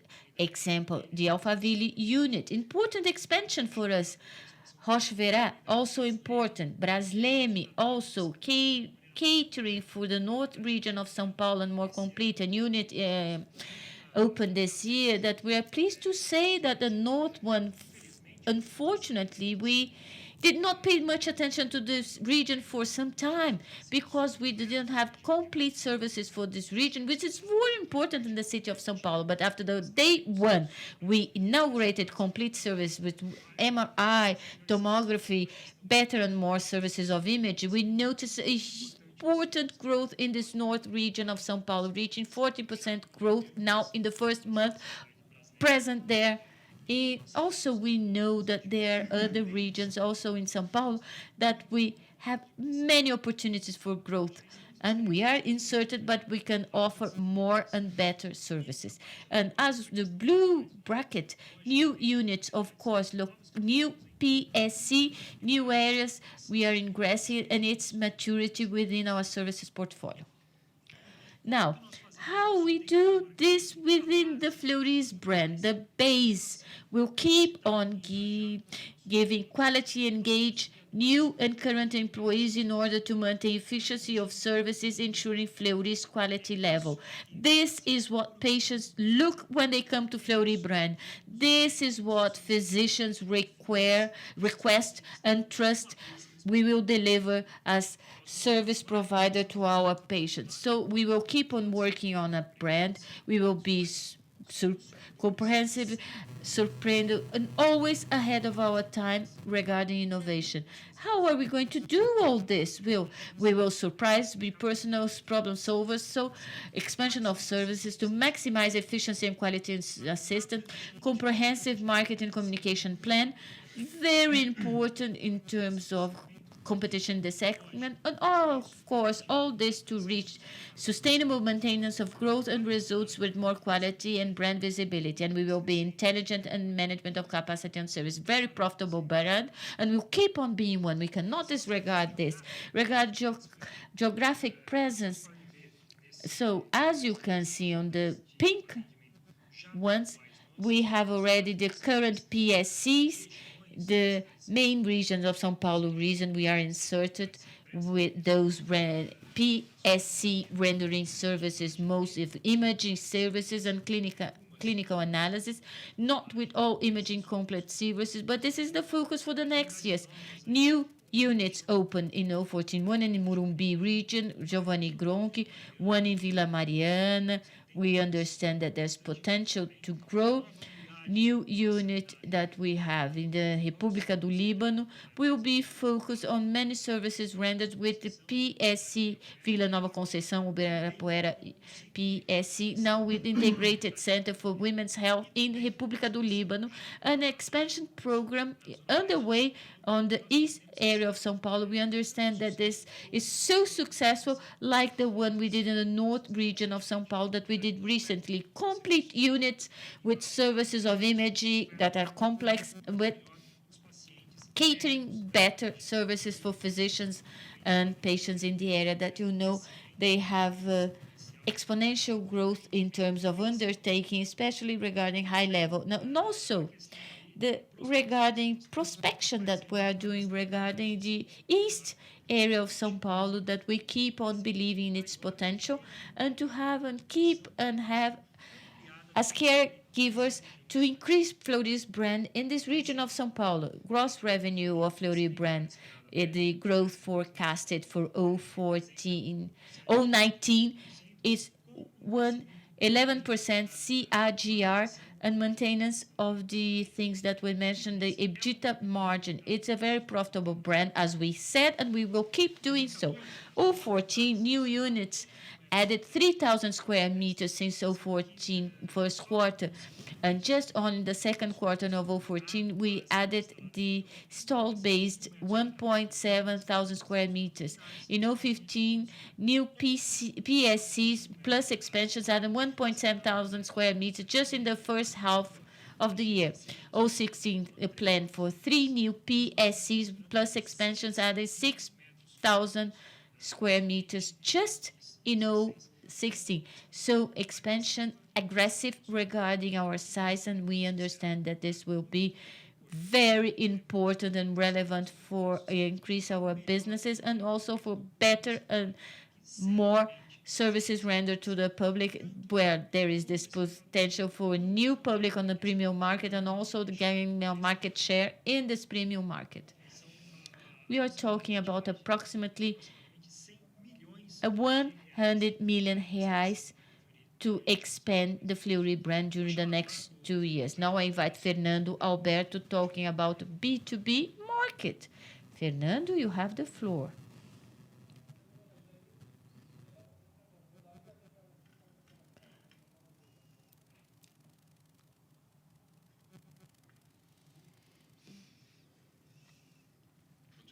Good morning.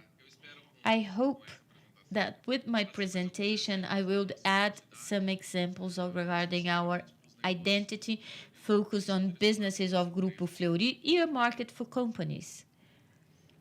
So here, I briefly show a flash of the benchmark lab and also diagnostic medicine in the hospitals. This is the history of the last 5 years.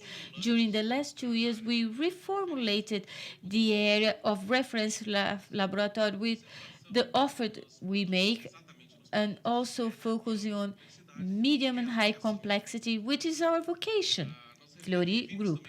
We review existing contracts and we reposition the area in terms of profitability. If, on the other hand, this action had a small or restricted a bit growth, but the outcome offset all this. So it's clear by this model that new contracts were made and we limited and visualized clearly a new niche in the marketplace, which are those clients that need a second answer or analysis of a certain clinical scenario. When we talk about the hospital sales, the red one, growth of regarding revenues was based on organic growth of hospitals, which is the outcome of strong investment that this group of companies are doing throughout the last years. So increasing their structures, not only, but also have a guideline of its practices towards more medical specialization.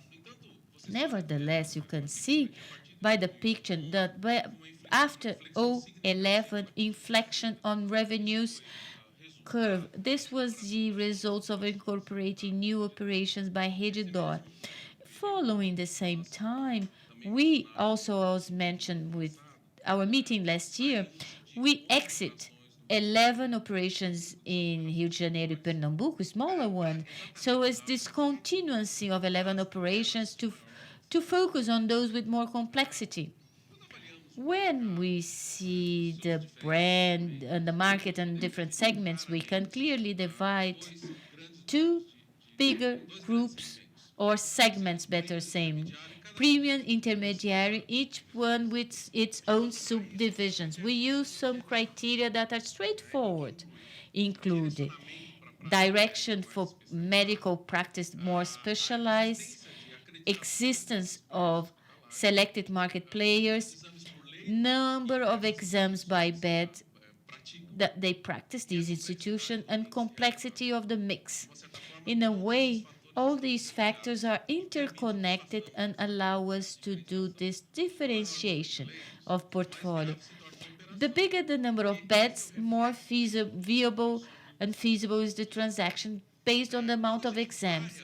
When we go to hospitals and look in this market on a wider way in Brazil, and also we take into account the diversity of playing sources of each region, the assessment is that we have 70 to 100 operations representing our focus of performance.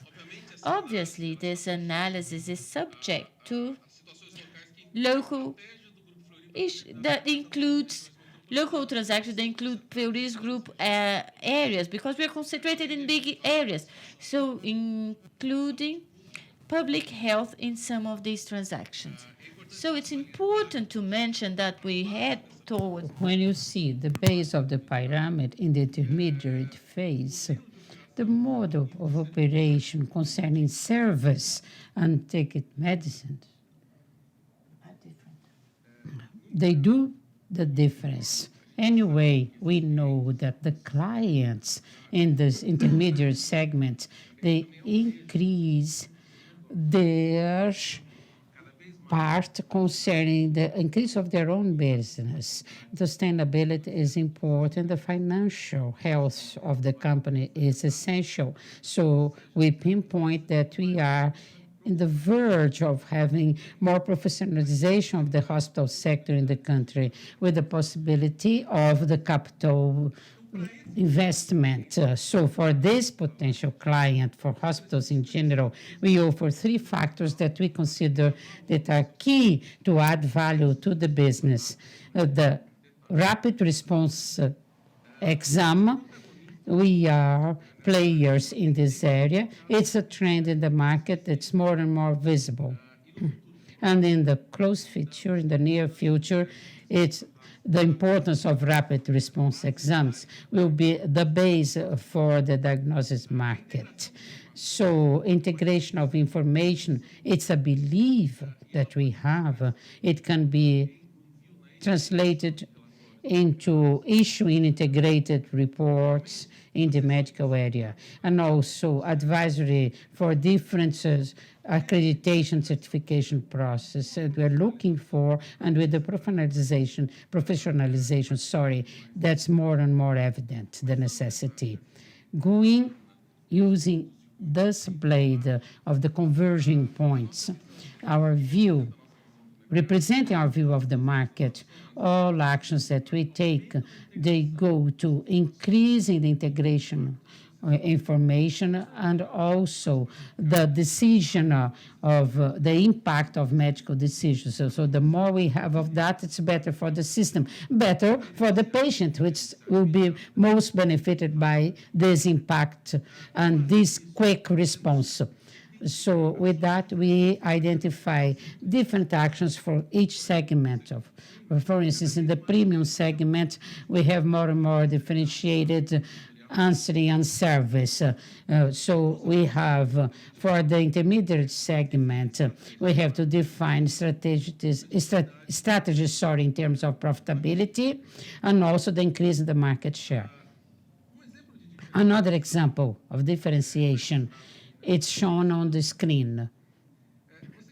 You know, it's not difficult to imagine when you consider a lab of clinical analysis, the more concentrated is the operation, following an internal logistics in the lab, the better for the vendor, and you have optimization of costs for very complex hospitals with big volume, several blocks with different attributions or covering. You have benefits when you have agility more than is conventional. Based on that, it's a real concrete example. We started for our clients a satellite centers that is inside the surgical centers. And for this satellite area, we have some tests that make sense for that context, for the surgical center especially. So with this focus and modification, despite the point of view of logistics initially spoken are concerned, we increase the use of the labs with the objective of having impact on medical decisions, mainly when it involves surgeries. It's key, it's relevant in this context, and it's relevant for the client. And presently, this technical area covers several emergencies rooms. So every hospital needs a service that makes the difference, controls a hospital infection, for instance. So we consider that part of differentiated services. So we have the follow-up of epidemiological aspects concerning the patients that are there. This function is fundamental because due to the necessity to maintain under control that infection aspect, it's also the necessity of the control, and it's fundamental to monitor the epidemiological management of hospital infection control services. For instance, when you use antibiotics in the hospital, you detect the surge of a resistant CPA that will indicate that a certain patient has to be isolated from the others. Isolating a patient in the hospital is very costly, but when you neglect that, it's much more costly. It's disastrous in terms of hospital management. For that, CCIH receives from us reports, daily reports, a list that you can see, very lengthy. It's there, the example in purpose, as it is. It's the copy, because it contains the name of the patients, the place they are, besides other factors, and the germ that has been isolated, and the sensibility standard or resistance of the microbe. So based on that material, the professionals of this sector have to identify what happened with the culture or with the germ concerning that patient. Has to be isolated or not? Is the antibiotic correct? Is it increasing? Does it reflect the flora of the hospital? So, of course, several decisions taken by CCHI, and it happens every day. So imagine how important it is. What we've done is building and dedicated and using our technical expertise, medical expertise, to reduce, based on the return that we have with CCHI, we reduced from 10 hours to 15 minutes the decision of the professionals concerning that aspect. So we built a system that permits to probe and know where the infections, the important ones are, and to solve the problem. In fact, this system is a presentation that is a friendly one of that database that has been presented before. So here is permitted to identify the place the patient is, the germ, the type of sensibility standard, and also epidemiologically speaking, we are having dynamism in the operation. It's easy to understand how CCHI are very sympathetic to our actions, and they treat us very, very well, very friendly. And as has been commented by my colleagues here, all our processes concerning operation management are based on indicators. And of course, it brings control to what happens in the operations, but also transparency in the relationship with the hospital.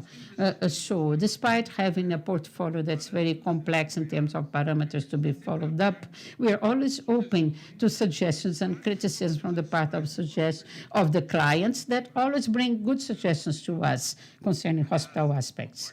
A very significant part of the indicators have been based on the interaction with the client. For instance, I show on the upper part of this table, you have non-punctual reports. So there's delay in terms of releasing the result of the exam beyond what has been scheduled. So there is a target concerning delay that has to be below 3%. You see on the right, on the bars in 2012, 13, and 14, and on the upper part, you see the line of the target of 3%. So it was above the target. The result was much better, and we gained space and efficiency. Concerning delay results, maybe one of the indicators which are more important in a hospital. And if you consider the impact in terms of business, imagine everybody knows concerning the ER in any hospital. Of course, you are familiarized with that. In any hospital, in any segment, the lab cannot be the cause of the delay. On the contrary, it has to be pari passu. So that's what we are doing. And another aspect concerning indicators on the lower part of the figures, it's the critical value communication. What's the critical result? The moment you see it, you have to have the physicians involved, and it's agreed with the hospital. There is a standard of things that are critical, and in certain hospitals we have this critical values very placed in a very important way. This is the guarantee that the physicians know what's happening with the patient before the result is available and circulated in the hospital. So, in other words, what we are working is very important and dear to us. Again, the quick response, like a reflex, because it involves the safety of the patient. The medical decision in terms of hospital, we have to do that all the time. It is the way it is. There's no time to wait. Time in hospital costs a lot. The higher the level of information available, the more the certainty of your decision that is correct, not only for you, but for the hospital, decreasing waste of time, any kind of waste, and mainly focus on good health of the patient. So it's discussing in the whole chain, and you increase the level of satisfaction from the part of the patient. So we invest in Grupo Fleury very lengthy to deliver intelligent clinical reports, integrated reporting. So as it's been said by Jeane, that's the medical intelligence. So it will speed up the decision with higher quality. So you have in loco discussion of cases and also integrated reports, which are very exclusive in Fleury. Last but not least, where do you take the information that is available? They go everywhere. They go to the academia, to the wearables. They go to health operator companies, hospitals, offices, clinicals, labs, among others. So who consolidates the information to favor the patient? Of course, to everybody's benefit, we involve physicians, and there are several candidates for this player role. We develop a new platform when the main role will be the individual, the point of contact in terms of health. In the first stage, we have a hand-on multiple work in a safe way. You have the clinical information concerning every patient, and there is a big impact because there is a value expectation for the health chain. We point here our planning concerning future sustainability of our business, consequence of the investments that are done. The private hospitals, not only more beds, but the complexity. So we have, for the next 5 years, GR of 9%. So we have the increase of the margins for the hospital, a consequence of the strategy that we are taking with new operations. In terms of increasing our margin, we have actions that we have already done, that we are continuing. You see, in terms of planning and continue what we started last year. We have new models with new models of invoicing, and also the technological integration and review of contracts that are not very good, and also repositioning of prices. Concerning 2015 onwards, we will have a complete change in the invoices system concerning every hospital, including the São Paulo's one, Rio de Janeiro's one, and the Federal District. And also, we have to restructure the offer of portfolios and the integration of technological aspects and systems in Santa Luzia dos Prazeres Hospital. Thank you very much for your attention. Now we have a break. And we have a coffee break and come back later. We will have a coffee break now, 15 minutes. So we will come back to carry on with the presentations for business area, and after that, the Q&A section. Well, let's resume. We have now the second part or second block where we will keep on talking about business outlooks too.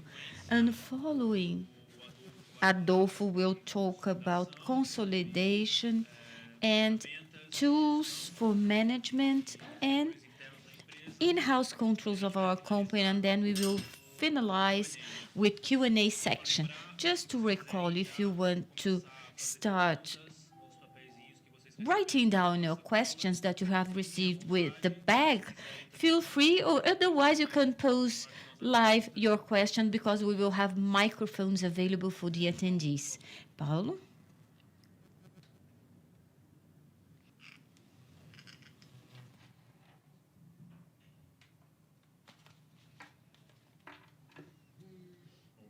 Good morning. My name is Paulo Pedote, Executive Business Officer for Regional Brands, encompassing the expansion of our group made since 2002, acquiring 26 companies, and then afterwards an organic expansion that was the base of our investment in 2011, 2012 that brought us this position to be in São Paulo and other capitals of Brazil, as mentioned, and also to participate in the intermediary and high intermediary public brackets that we are working on. In addition to this, I'm accountable for commercial affairs for the paying sources. I will have two blocks. The first one, I will talk and make comments regarding the future based on the present of regional brands, excluding Rio de Janeiro, talking about São Paulo, Pernambuco, Bahia, Porto Alegre, Paraná. The strategy we adopt and what we are seeing for the future. And then the second block, I will address Rio de Janeiro, as mentioned here by Carlos, saying that is the most second relevant area of Brazil. So if we get the recent story of our group, after the expansion and entering this intermediary high level in other areas of Brazil, we, from the middle of 2013, 2014, and 2015, we have worked and focus a lot on profitability of the investments, acquisition of assets installed in the group. This profitability is critical in order that we can manage to get part of this gain and this profitability to reinvest in operations and improve deliveries of value proposal we are making for the intermediary and high intermediary group. And also when we get the part of this profitability to pay back rightfully our shareholders.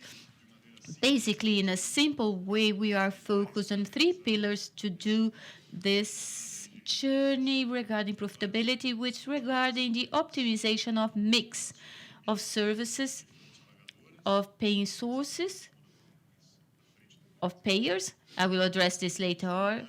Mix of also PSC patient service center, invoking and talking about square meters and expanding more profitable services to consolidate the units in or centers in areas that it's in the same region where the patient likes the client, consolidating service for units that have a portfolio of services that are higher with a top shop concept, and also optimizing our fixed cost, and also the optimization of mix of services, where in addition to offering and increasing services that have demand by our clients and a margin and profitability rightful, consolidation of services, like we could optimize profitability and in-house costs.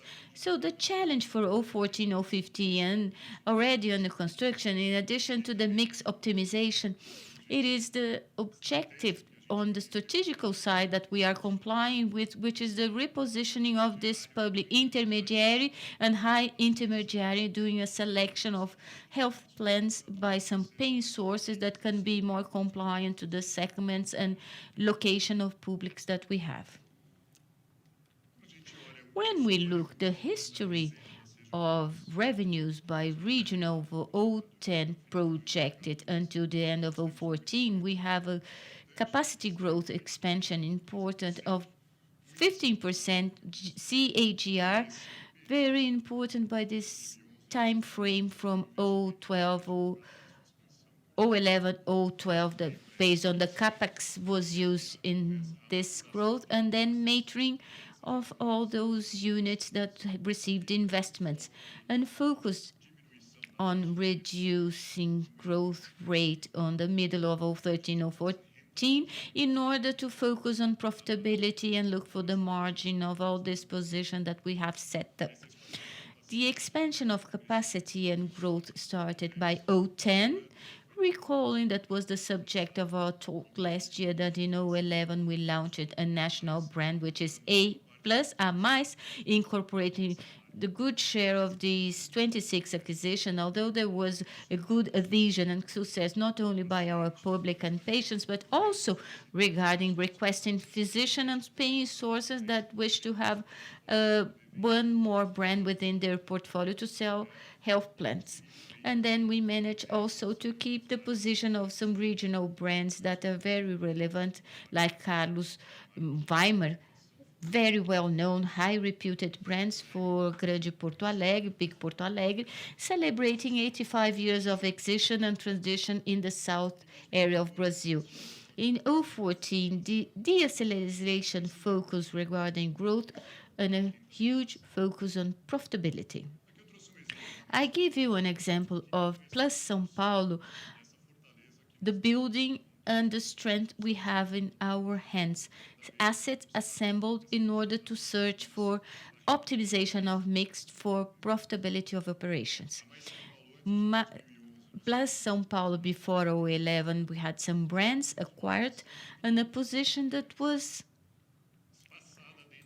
spaced within the city of São Paulo. And after this investment we carried out during the last 5 years, the distribution is quite fit and compliant to the high intermediary public, close to where we have the big amount of residences of this public and commercial centers. And we set up a network with one-stop shop network, where we just had one unit in this concept, and today we have more than 7 units, which are patient service centers with record of services rendered semester by semester. Our positioning is quite interesting, and our purpose is to do punctual expansions within the own unit of services. Another thing I will mention later on, but how can we use these units the best way and improve services rendered, run better these units, and also be able to have profitability. And we're talking about patient service centers. Example of my São Paulo and the strategy and progressive plan that we have. A plus São Paulo, this is the projection of 015 to 019 to speed up this movement we are doing, we'll keep on doing. I mentioned the focus on profitability. 015 follows with this profitability focus, drivers, looking for standardization operations and profitability and a culture of cost control and control of cost and expenses. And Adolfo will talk about this more. And also having the right cost without affecting no way the quality and services rendered to our clients, but within the being more strict that it's needed and possible for us to do. Repositioning commercially wise of commercial plans that are more segmented for high intermediary public is a strategy we are implementing for some time, and we have a possibility to go into the commercial repositioning phase 2, expansion in supply of services of interest, as I mentioned, and also to strengthen more and more those that deliver the value proposition, so attraction and retention of medical technical operational teams. When we move to 016, we still have an important focus on profitability with an improvement on the operation standards with the new services model introduction, and Jeane mentioned this possibilitating, gain, speed, experience, to speed up your service rendered, and also to be able to have a fast turnover for the service center, and mentoring of some pilots and experiences that we are doing for those patient service centers. And also the in 017 expansion in the brand supply, 060 potential standard of potentials of PSC in the area of São Paulo, and 018-19 brand improvement, 017 expansion brand supply, 018-019 brand improvement. I mentioned last year that the management of brand we do is when we were like teenagers. You grow and then gain body. Grow and then gain body like teenagers. This is what we are doing. We are towards profitability, then we will grow again, and then profitability again. This is the logic behind the plan IA plus São Paulo. This is what we are bringing to our businesses, so for Recife, Salvador, Curitiba, and Porto Alegre. When we project this for 015 to 019, we are talking about growth in a smaller speed, keep on growing, but less speed. So the base of two figures. But this is not any growth at any price, cost, or any profitability. Growth with awareness, punctual, and well-structured throughout this time. So we have a profitability focus until 016, and then mentoring the new expansion, and then we accelerate growth as of from 016. EBITDA margins according to acquisition being structured, and there's a possibility for growth of profitability, not only in percentages, but also absolute values, which is the size of this ball in the graphic. Now, going for the Rio de Janeiro area, the second most important one for Brazil's market, from Grupo Fleury, more than 5 million beneficiaries. We were present at the Rio with 6 small acquisitions made in the past since 2002. In 2011, we were present also with A Mais brand, being recognized by the middle class, our quality and excellence representation for clinical analysis. And then we acquired Labs Door that broke Felipe Matoso brand, which is a premium brand, which has brought positioning very important for us in Rio de Janeiro, and huge success regarding growth in this premium segment that we still believe that was not yet incorporated by any company. It's a segment, the leadership positioning, which is very strong in São Paulo by the Fleury brand. In Rio de Janeiro, it was not yet fully occupied by any company, and we are now occupying it. Looking now, gross revenue, it's showing a bit this history I was just mentioning. We were present in Rio de Janeiro with a position that was sort of a shy one throughout 2011, 2012. We are carried out with acquisitions.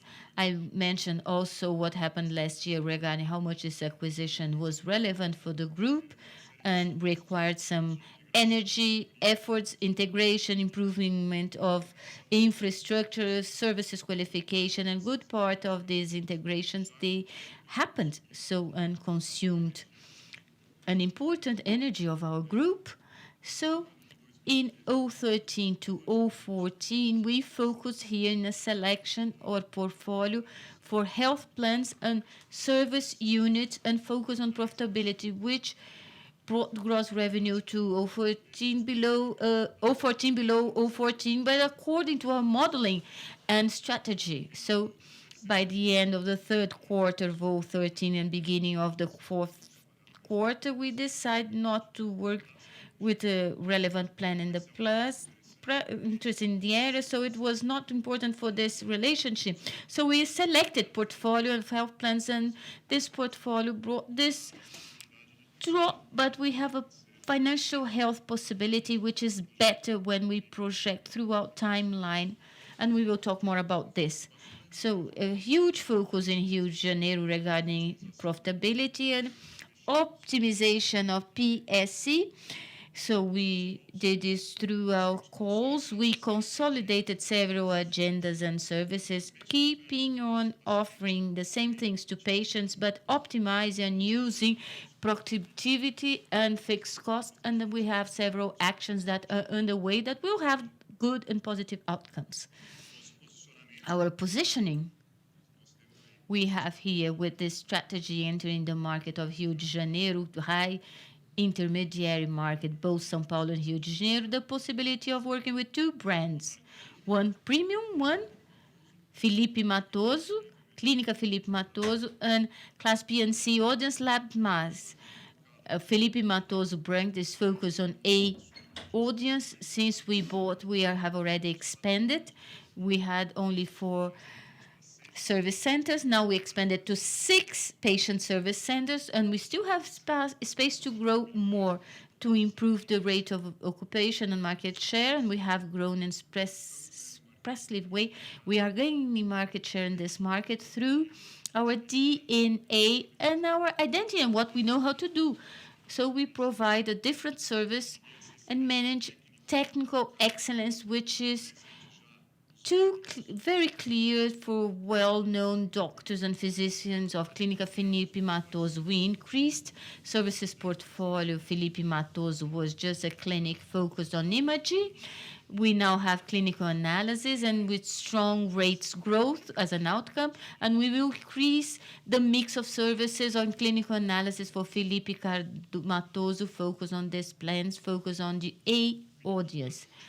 Felipe Matoso had an intense medical physicians relationship, and we strengthened it furthermore, very relevant. We carried out a recent research to why people chose this brand. And number one, compared to the second one, so the doctor, physicians required me to take my test at Clínica Felipe Matoso. So lots of tradition and reference and focus regarding premium plans. And it's important to mention also people that we call private ones are willing regarding of having a health plan to pay from their own pockets to use this premium service focused on A audience and AA.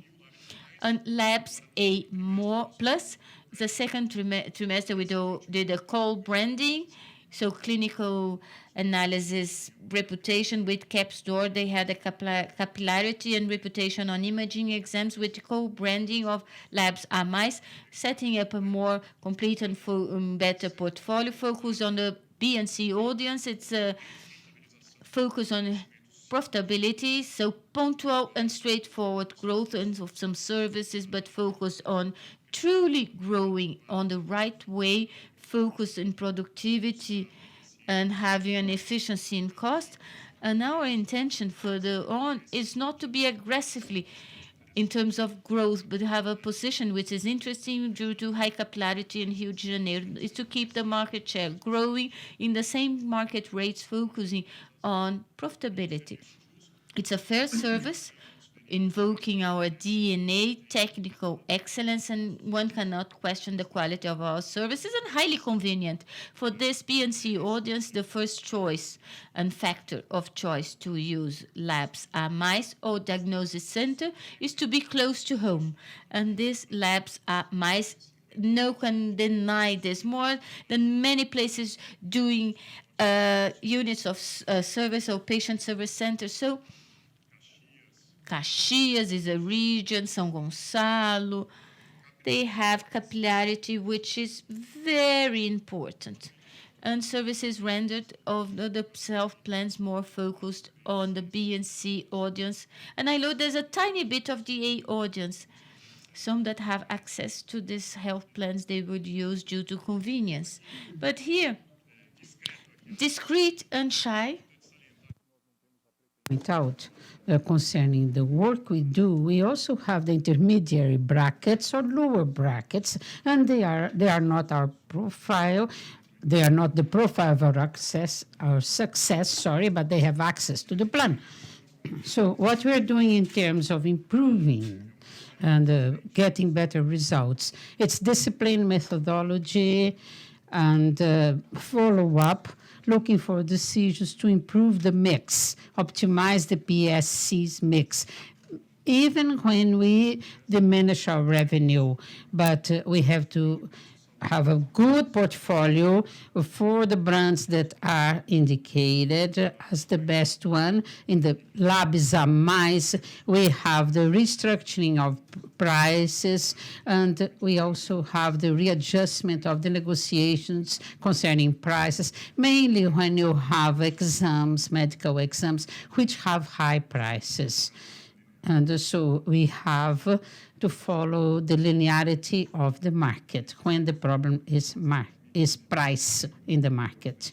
We have to close some units over the last 18 months, looking for having the offer of services to the client, but we have to optimize.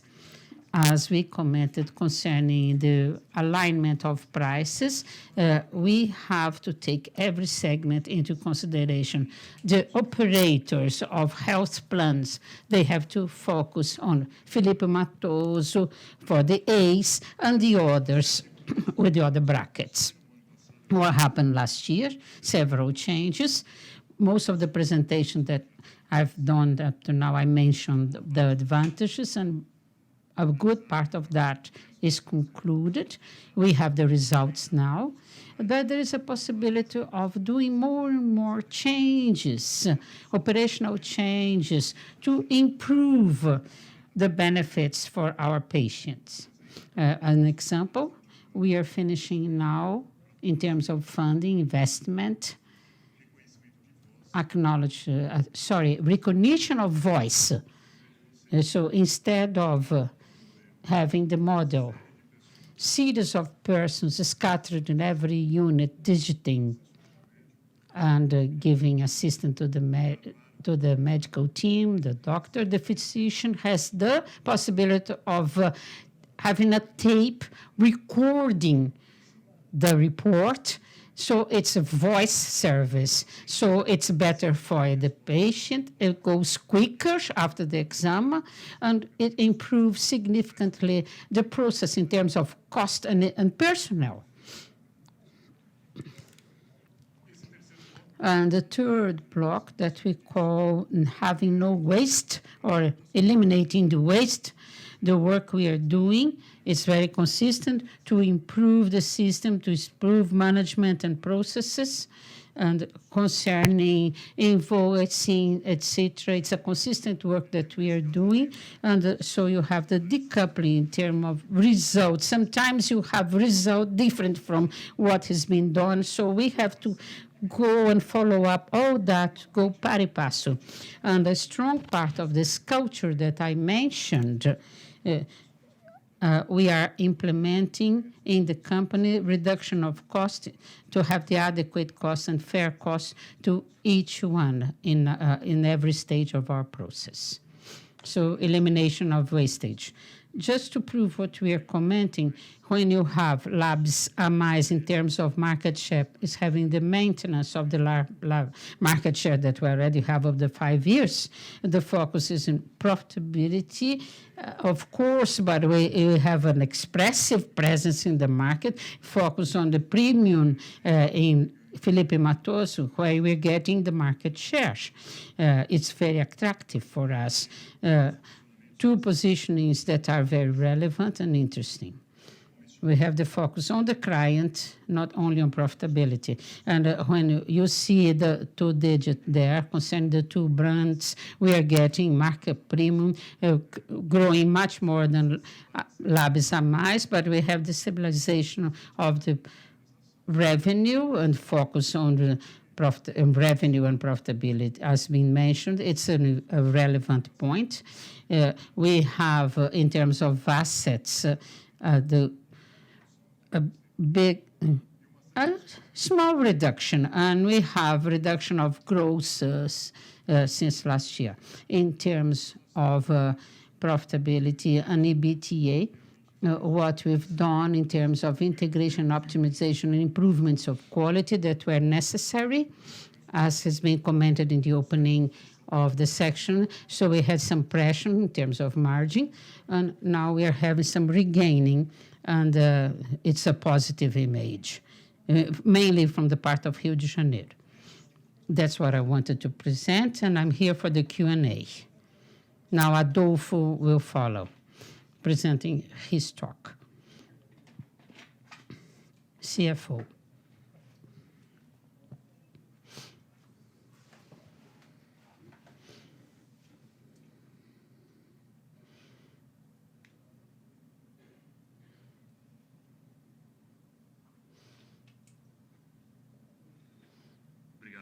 Thank you, Paulo. Good morning, everyone. Thank you for being here in our forum. Before presenting my talk, a message. You can prepare your questions, and the young ladies can take them, and at the end, we will have Q&A. My name is Adolfo Souza Neto. I am the CFO and Infrastructure Director. Before starting, I would like to have a link of my presentation to the previous ones. And this link is via my belief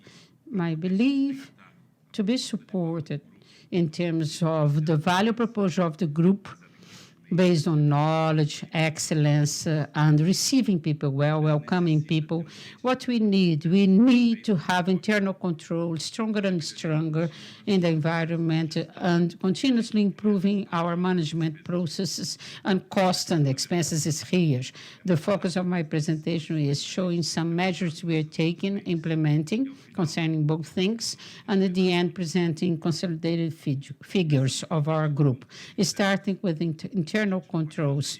We have to do that, showing before of our governance structure. We have a board of directors where you have the representation of our stakeholders. We have 3 committees of assistance in our companies. That's the strategy, compensation, and NOD, and auditing and risk. And reporting to them, we have the executive board, 6 members, CEO taking care of Fleury business, the director of operations, director of brand, B2B, IT, Teresa, and last, then myself, IR and infrastructure. You see in the red rectangles, part of the elements of our control system internally. So we have all the team, internally speaking, that was established last year and reporting directly to the board, not subordinated to the company as a whole, but to the board. And we have the committee of the company that reports to our CEO. And in the finance structure, we have risk and compliance and information security areas. The system, I would like to show to you definition of the word system. What is it? Interconnected points that form a whole that is well organized. And why it's important to give this definition? Because we need all the parts working and working well among themselves. So we have 6 basic blocks: internal audit, the ethics and information security, 2 areas which we are reinforcing the programs. Over the last year, we started it. And finally, the regulatory matters, compliance and risks. And we have a dedicated manager to take care of that in the company. We did that, but we are focusing differently now. Each of the areas have a series of objectives and delivers. I will not go one by one, but generally I'll pinpoint ethics, the management of code and conduct republishing this year, and concerning regulatory, centralizing on the license management and compliance, the implementation of the anti-corruption program in the company, and internal auditing, the big focus on reducing losses and having less waste, and especially concerning risk, showing risk management, showing a work that has been done. We had a survey and monitoring of the company risks. So in this process of identifying the risks via our process chain, via the reports concerning internal auditing, external auditing, via the accounting analysis, we have the list of the risks, and going beyond, we've done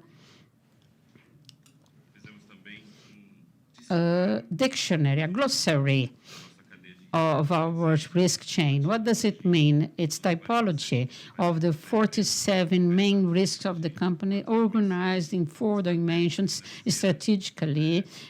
Strategies, financial, operational conformity or adequacy. This was done based on the COSO and ISO 31000 methodologies, and we attributed to the risk. We've considered the impact, and also on the right part of it, on the top, you see the risk matrix. So you have all the classification of the risks according to high, medium, or low risk. And after that, we've had a list of all the kind of responses to the risks presented: accepting, avoiding, reducing, transferring the risks, and the action plans corresponding to each of the answers. And we are now doing the monitoring and the report of the risks to understand them better and mitigate them a long time or eliminate them if possible. So concerning management, I will start with a big implementation that we've done last year, that is the implementation via processes versus the implementation via department or area. The strategy we've taken concerning the company and the different brands, we've done a survey of the processes that deliver the strategies, the value chain. This survey has generated Grupo Fleury's process chain. You see the macro processes split into management or core or support macro processes. We have 10 for support and management and 7 macro processes, which are fundamental for the delivery of value proposal. So the portfolio of business and brands, the cycle of receivables and payments, and also the diagnostic medicine, relationship with the client, and relationship with the medical community, and also general management, the macro processes and the sub-processes. We start considering the organization of our areas. And the big change here is coming from a view that is linked to one sole department and having the process subordinated to the area view. We have to have that in first place. What we want to say is that you have multi-task teams which are multidisciplinary, considering each macro process from beginning to end to avoid waste, mistake, and delivering better at the end of each one. So finally, we've done the unfolding of every target, an indicator of each process, and in two big groups.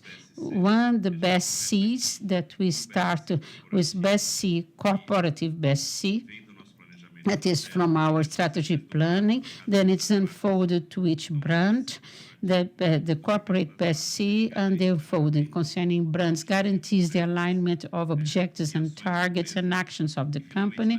And finally, concerning each macro process management, we have the KPI of each one and the unfolding and detailing of in each process that compose the whole.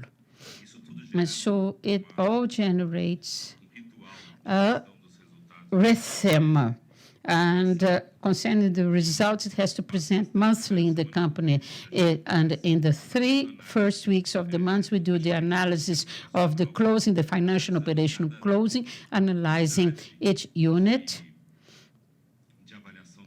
and having the assessment of the results, be it the functional process or business unit. We do that concerning every level of service, every BSC. So after that, we have the BSC of business as a whole.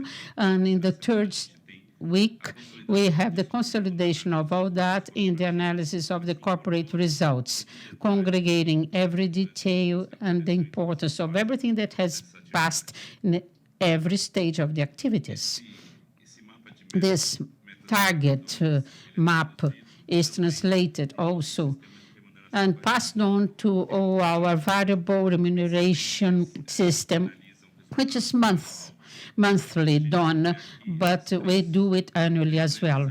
We have 3 big areas: the PSC, the corporate one, the EBITDA and the net profits, 50% of its weight, and we have the gross revenue, so that's the gross revenue, and the number of clients that represent 30%, and we also have the claiming and requirement from the part of the patients. And you see the executive directors have 100% of their remuneration linked to the independent targets, regardless where they act and perform. And then we have a composition of this distribution of weights according to the level on level of the person hierarchy. So if it's a weight, let's say 70% for BSC corporate, 20% for indicators, which are the interface, and 10% regarding methods or specifics of the person's area. Important to stress, if there's a trigger of 80% for weighted average of objectives reached, and this trigger, if it's not reached, we don't pay the variable remuneration a certain year. This enforced for all levels of leadership and managers and upwards. Based on some of the mixed matrix of budgeting, I would like to go with the matrix that was key for the improvement of the control of expenses and costs of the company. The best way for us to talk about matricial budgeting is to make the composition, show the traditional one. I think all of you in this room know traditional budgeting. There are some peculiarities. Normally, it's a list of things one wish, and we list everything we want. And there's a symmetry regarding the making of this budget. Some are more strict, others place a value that's optional. People, when they execute it throughout the year, they offset. I saved in a line so I can expand in another one. So we have seen also expenditures, or some managers, they expend all to have a bigger budget on the next year. All this with difficulties to understanding results. So it's onus for the board to understand what's going on. So matrix budgeting, what it is, it brings first a guideline of budget. It starts with a direction which is top down. It's not done anyway. It's done through analysis of in-house and external benchmarks and based on a systematic comparison, based on zero understanding what would be the right expenditure in order for a certain action. These benchmarks, normally they are in-house, so we try to search for within the company excellent areas in order to replicate it in actions for the rest of the company. It does not have transfers or offsets, so the manager is accountable for the performance area to deliver expenditures that was committed for each expenditure line. He cannot use and transfer to a different one, saving in one and expanding in the next one. And the manager fosters through ongoing the operation. There's a search for efficiency which is ongoing, but it's something that must be perpetuated throughout the time. How the budget is done.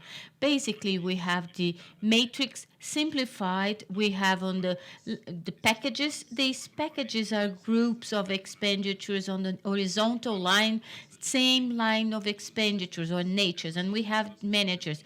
These guys are responsible for legislating what should happen in the use of this type of resource. What's the cap value by unit, by percentage of sales? So seeing the peculiarity of that expenditure, how it should be expended. And regarding the execution of the budget, we have entity owners, organizations we know within companies, a certain area, certain business, certain department. And analogy we do regarding the three branches is the 12 managers of packages. They are the legislative, the judiciary, and entity owners. They are the executive branch. With this attention, we make this program to work out. Another initiative implemented by us was Approval of Projects and Expenses Forum, FAP. This slide is sort of polluted, but what it is in fact, any expenditure beyond 100,000 reais must be addressed by a forum and have within it an executive director and finance representative. What it is addressed within the forums? First, the merit, the expenditure, its nature, the disbursement, make it sense, is it in compliance with the purposes and objectives of the company? We was really, in fact, to engage this consultant, change vendor, increase services, close this service center, financial return, and strategical for the company. So we debate exhaustively, and with this we have improved a lot the capacity of the company to make decisions. Within this forum, we also talk about the quality of engagement. So, did we engage correctly with vendors? Did we follow procurement policy? Did we expand it as best as possible our vendors? Did we follow all the steps in order to guarantee the engagement at the lowest cost possible? This is also addressed. And finally, compliance to budget. Was it part of the budget? Otherwise, we will not do or find it from elsewhere. Results of all this we can see on a practical level on the results on the third quarter of the current year. On the left-hand side chart upwards, we see growth of our cost lines regarding the same period of the previous year.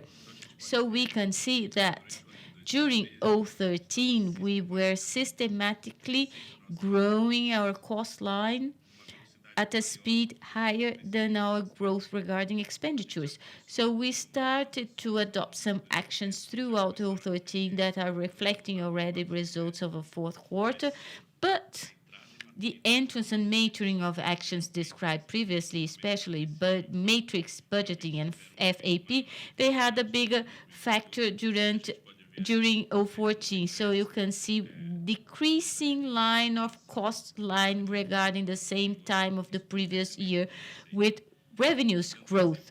And in more specific example, we can see the general expenses line, where we compare the same period of the previous year, we can say a drop of 14% of the same.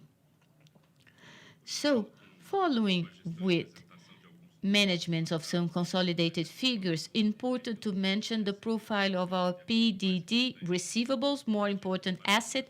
We compare the results of the third quarter of this year compared with the previous year.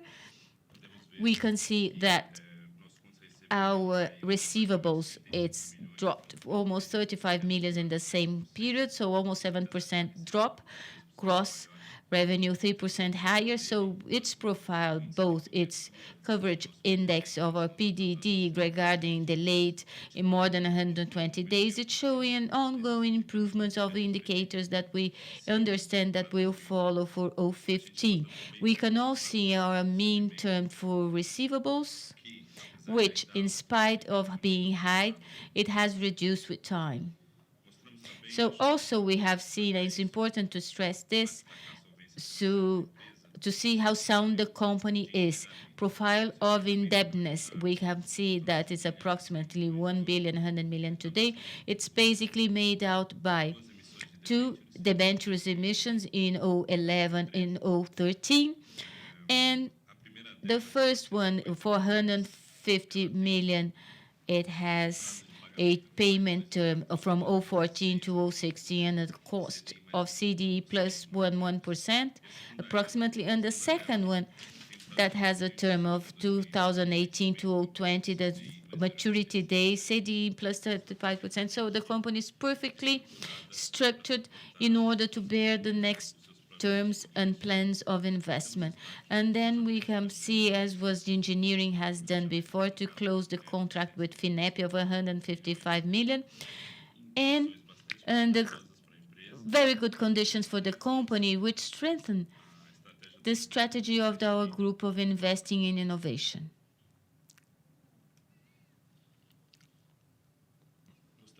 We also see strategic programs for 014, 015. Why is it important? Because it represents the focus of management and resources. They have the follow-up from time to time by the board and administration, and guarantee the address that it's formal and organized regarding the strategic plans of the company. This was all mentioned before by presentation. So we have customer service model program, strategic medical program. We have Fleury management model program, where design and implemented the process chain of Grupo Fleury mentioned before.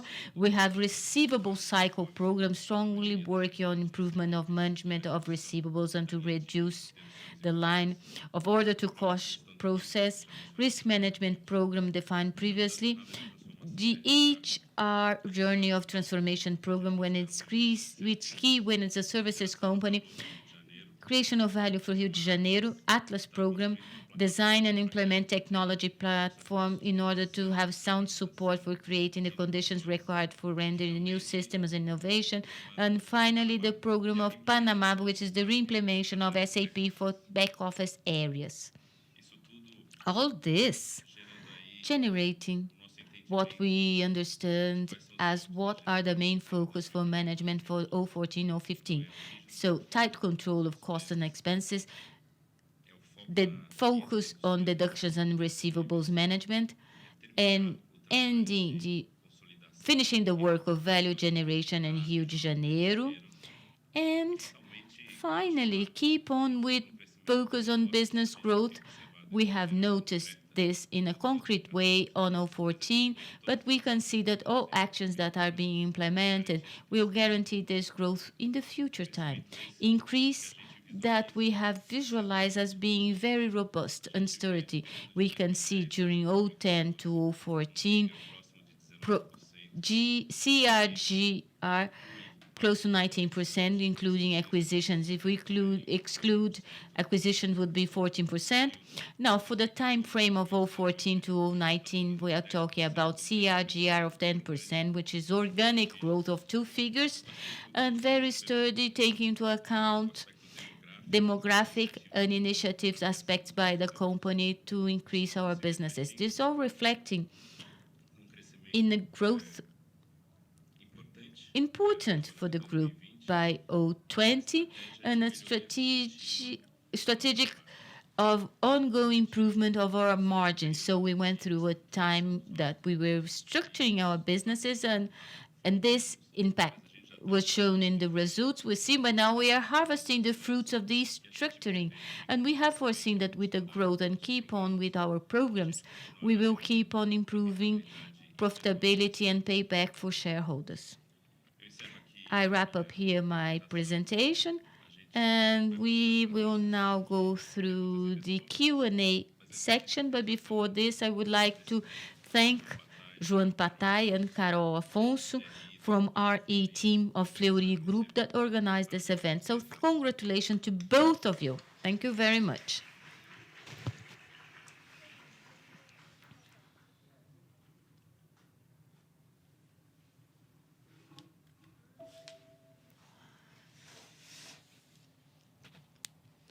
Well, thank you very much, Adolfo. Now the Q&A section will start. I have 2 questions by written, and I will follow the sequence. I will not mention the name of who posed the question. Otherwise, if you want so, I'll do so.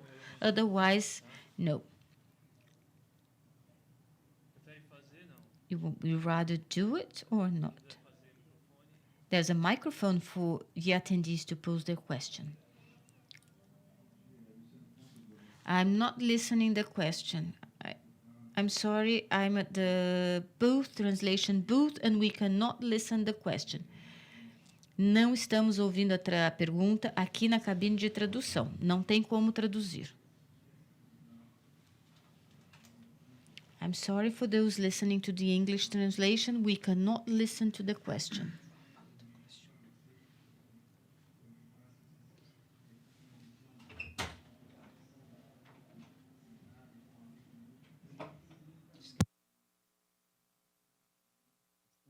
So, a specific question about all this I mentioned, it's regarding if this was not pushing in a way the health plans to look for reasoning of bigger players that are capable to offer a bit of leverage on the operational side, not necessarily to have to pass through the full inflation and all services to be sold by the health plan. This is my question.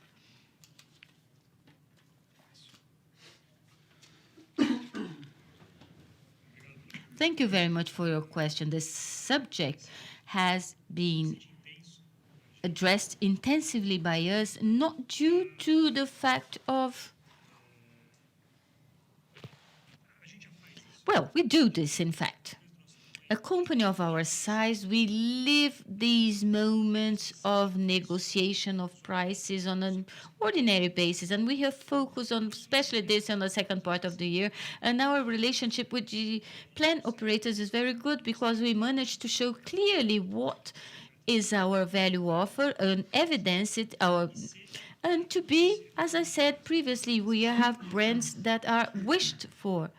So now, this point you address is very important. It's a law. Now, it's law. And this results in having the need for rearrangement of the market regarding the subject, especially between those rendering the services and those paying for the service, like the operators. Our understanding is that this was also the subject of meetings we held with Abramed, Final Saúde. It's an association for diagnosis medicines, and we are part of this association. And during these meetings, we talk about this, how the relationship will be as of this moment, because this is a law that for those who had a relationship established and those who managed to show also, as you mentioned, gains in synergy, size, volume, this is very important to be upheld. On the other hand, as we mentioned previously, there is a concern, which is true, regarding sustainability of the sector. What it is? Cost control. We know that costs will increase. Now, when you have a law regulating, saying to put into very simple and straightforward terms, you did not reach an agreement, come here with an index, and the index will be this. Of course, this index might be below, equal, or way beyond the inflation. And exactly this lack of forecastability is what sometimes might be a concern for the sector. But then I will sit down to negotiate, being that the other side between operators and health plans, there's always this item behind it. So when it will be established, how it will be this non-agreement, if I don't reach an agreement, or if I'm just obliged to have this service rendered or not. So it brings to a relationship. If you look the whole Brazil, let's say, and it can start to protect service renders that are smaller, but it might interfere in the relationship with the big ones. Although I believe, this is my opinion, the commercial side can be complete this, but relationship with the main payers will keep on, yes, happening always within negotiation, consensus, and us reaching indexes which are interesting for both parties, sustainability of the sector or sustainability of each one of the businesses. This is my opinion. Now, as you mentioned, it's a law, and we will have to find out how to work it and the path it will go through. Again, this index is one that logically cannot be pegged to the inflation. It can be beyond or below. It might be used as economic policy instrument, yes or no. There are definitions that the whole sector now at this moment are talking jointly, and we will need to have this very clear. And us, through Abramed, which is as our association, we are also working on it. And, of course, very close to our partners, which are the health plans, via a talk directly with them.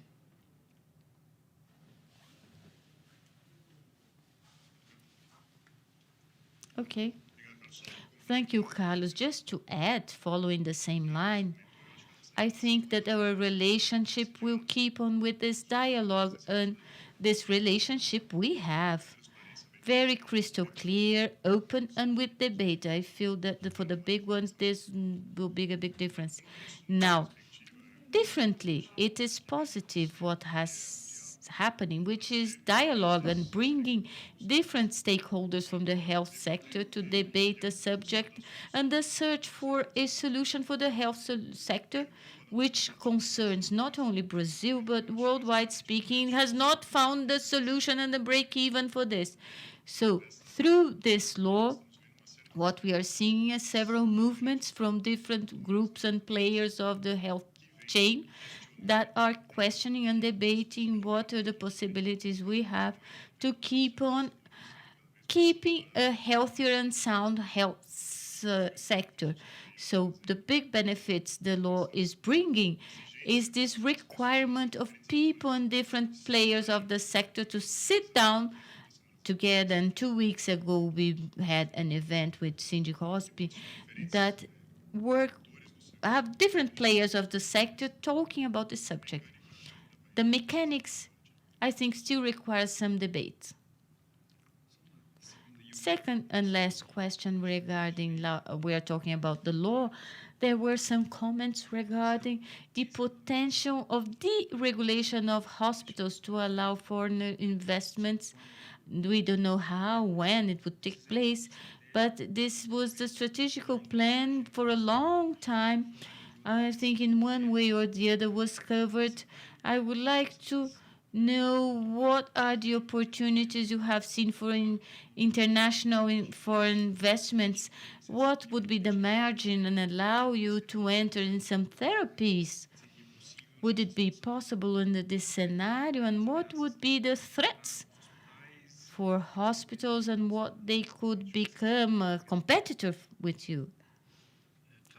Carlos, I will ask you to join the stage in order that we can get this at Rede Globo. Well, I don't want to monopolize things here, but then Fernando and Jeane, but regarding this, there's a scenario which is exactly the limitation of foreign investment on the health sector. You know, it's regarding hospitals and so forth. It's a possibility. We see it with good eyes.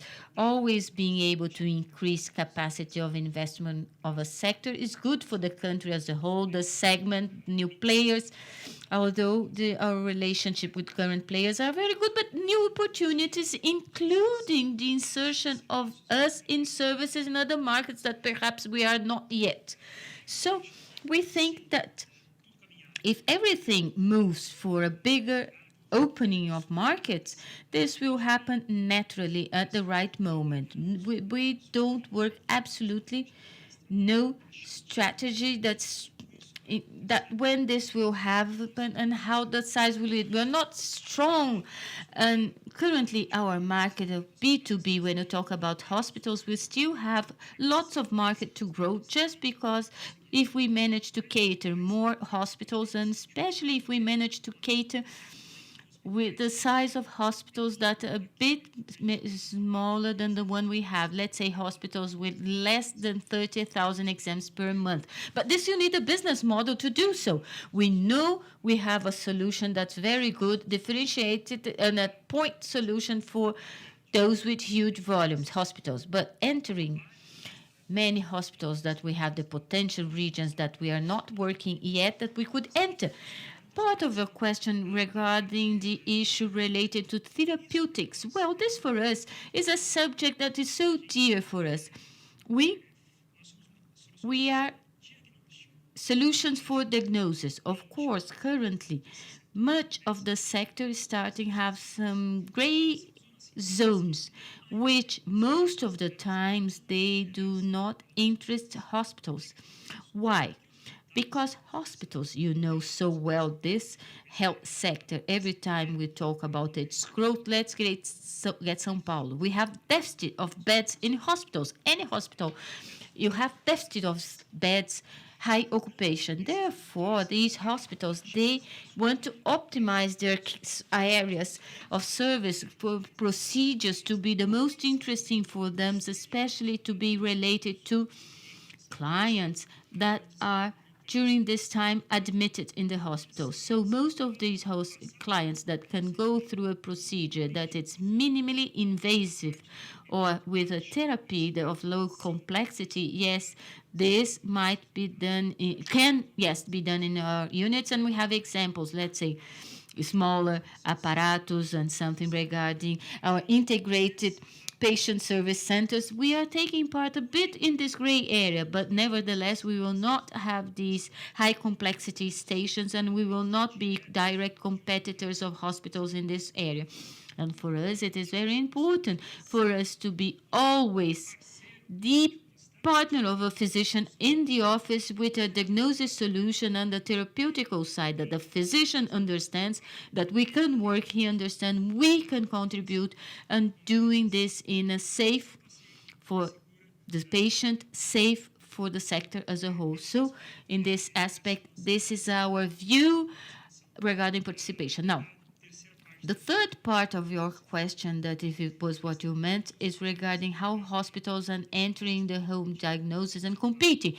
Yes, this is a fact we can see, especially in São Paulo, some brands of hospitals increasing their performance also regarding diagnosis. I always say that competition is healthy, either for us to I say the executives can say they can challenge the deliverable of a service more and more better and to be more valued. Let's say we have health by physicians, health by patients. So we have ambition in this sector to have a differentiated service, which is excellent. How can I show this? If I have a comparison basis, and currently most of these premium brands also are intermediary and entering the diagnosis area. So I'm sure we have a portfolio of services and units, technical knowledge, service rendered, professionals that can show more and more the differentiation we have.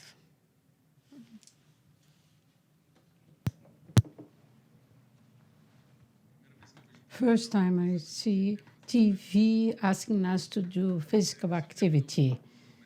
A comment concerning that. Although we do not have the perspective, a concrete perspective of this eventual change that you pointed out, there is expectation in the market. Hospitals are doing what? They are changing the profile. Management profile to practice profiles, assistential practice profile. That's the scenario I presented. In this change of profile, Fleury is a service render that's very interesting because we leverage the changes with the management practice and the assistant practices, preparation for the eventual different scenario. Now, next question. Following the order, if you want to help us, Pedro. Repositioning of a mais brand to the high level and superior segment.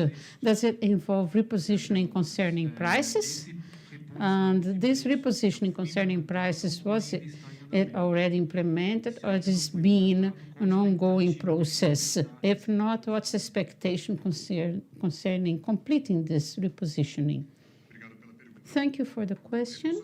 Repositioning for a mais brand that in the past was generated by several mergers and acquisitions, and it is the acting with the high level or very, very low bracket, depending on the region of São Paulo, that where we are working. That's the work we've been doing for almost 2 years now.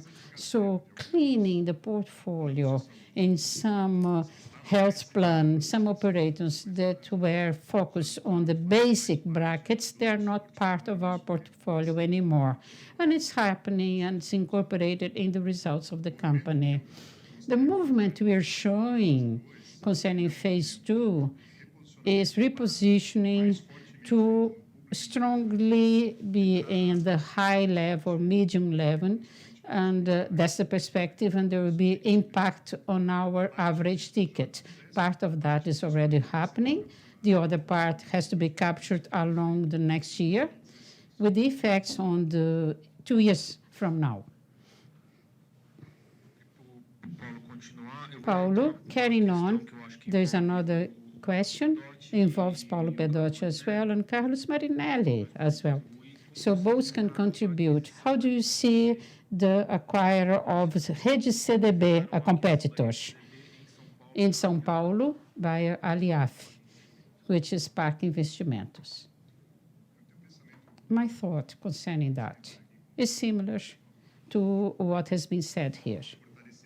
Strengthening of competition is positive for the companies and for the as a whole, because strengthening is just challenging and looking for the real delivery of proposals and the real delivery of assets. So what we are positioning ourselves in our portfolio, we are tranquil. We act with the competition very tranquilly. We have the brand Fleury, that's very premium. And we have for the intermediary public as well, our brand. There is protection for the Fleury brand in any aspect. It will happen. There will be more mergers in the market. Concerning clinical analysis labs, we have 75,000 all over Brazil. So if you consider diagnosis, you have 9,000.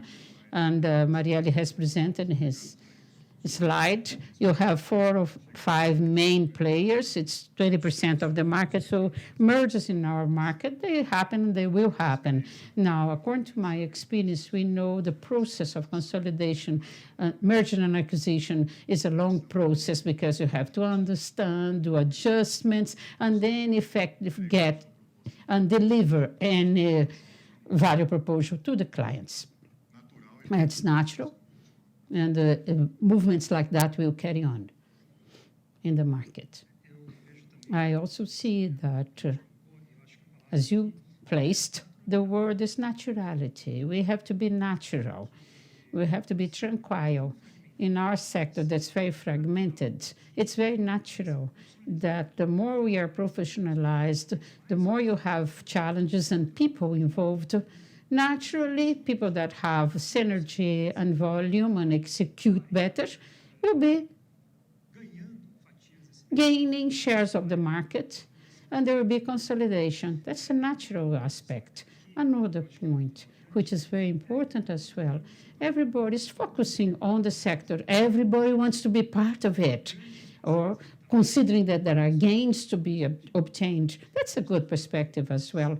We're talking about mergers and acquisitions with association that has been mentioned here, CLB, where we know that behind them we have high investment, and recently several other investors and funds, international funds, are looking for and having interest in the sectors. It's important that, because it requires, and there are gains via synergy, gains via other parts of the sector, because the sector as a whole has potential, will grow, and of course, no doubt, people are getting older, they need more exams, etc. So health sector in Brazil literally is growing. It will generate profit.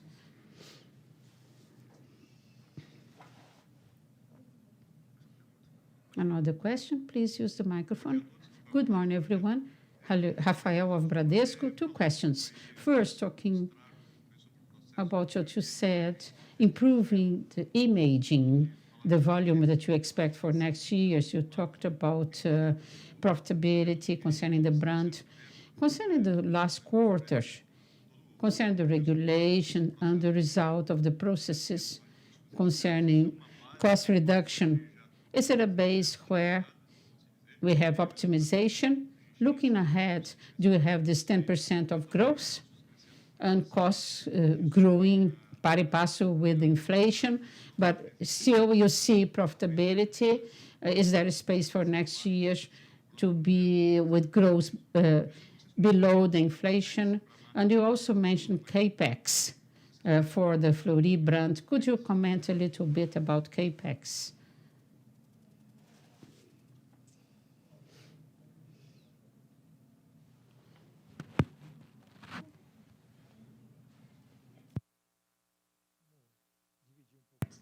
Let's split the question. Thank you for your question, Rafael. Concerning costs and expenditures management, there are opportunities when you consider the back office, the support areas, finance, and human resources and IT, improving the processes and implementing systems. We are having opportunities to improve. Even in operations, we see that via the new customer care module and also using our agenda and our assets in a better way, you have opportunity to reduce costs in the PSCs. It's seen in the improvement, the gradual improvement of imaging that we presented in the consolidated figures of the group. Concerning CapEx, we believe that this year we will finish with something around 150 million, very close to the average point between the two figures, and we will speed up, accelerate next year, because our projects which are very important concerning expansion of Fleury brand, they were already mature, they will be concluded. So we wait, next year we will have growth. And the figure would be close to 200 million. We are not talking above that. Let us say around 175 million and 205. Concerning 2015, concerning cost, the opportunities will be just to marginate cost for 2015, going below the inflation. Is it reasonable to wait something in this sense? Reasonable would be zero inflation.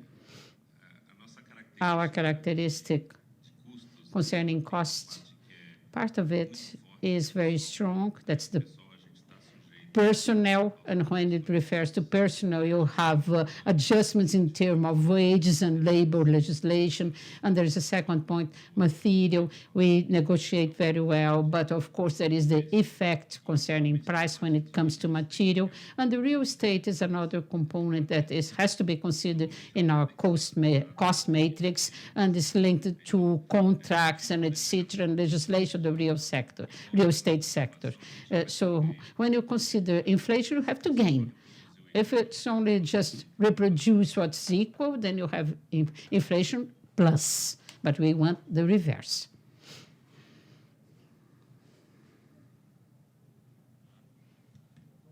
Hello, Sérgio Alves of Trust Capital, talking about Rio de Janeiro. Did you replace in terms of Unimed revenue? In the first quarter, it was less, and now after this year's plan, is it more normalized?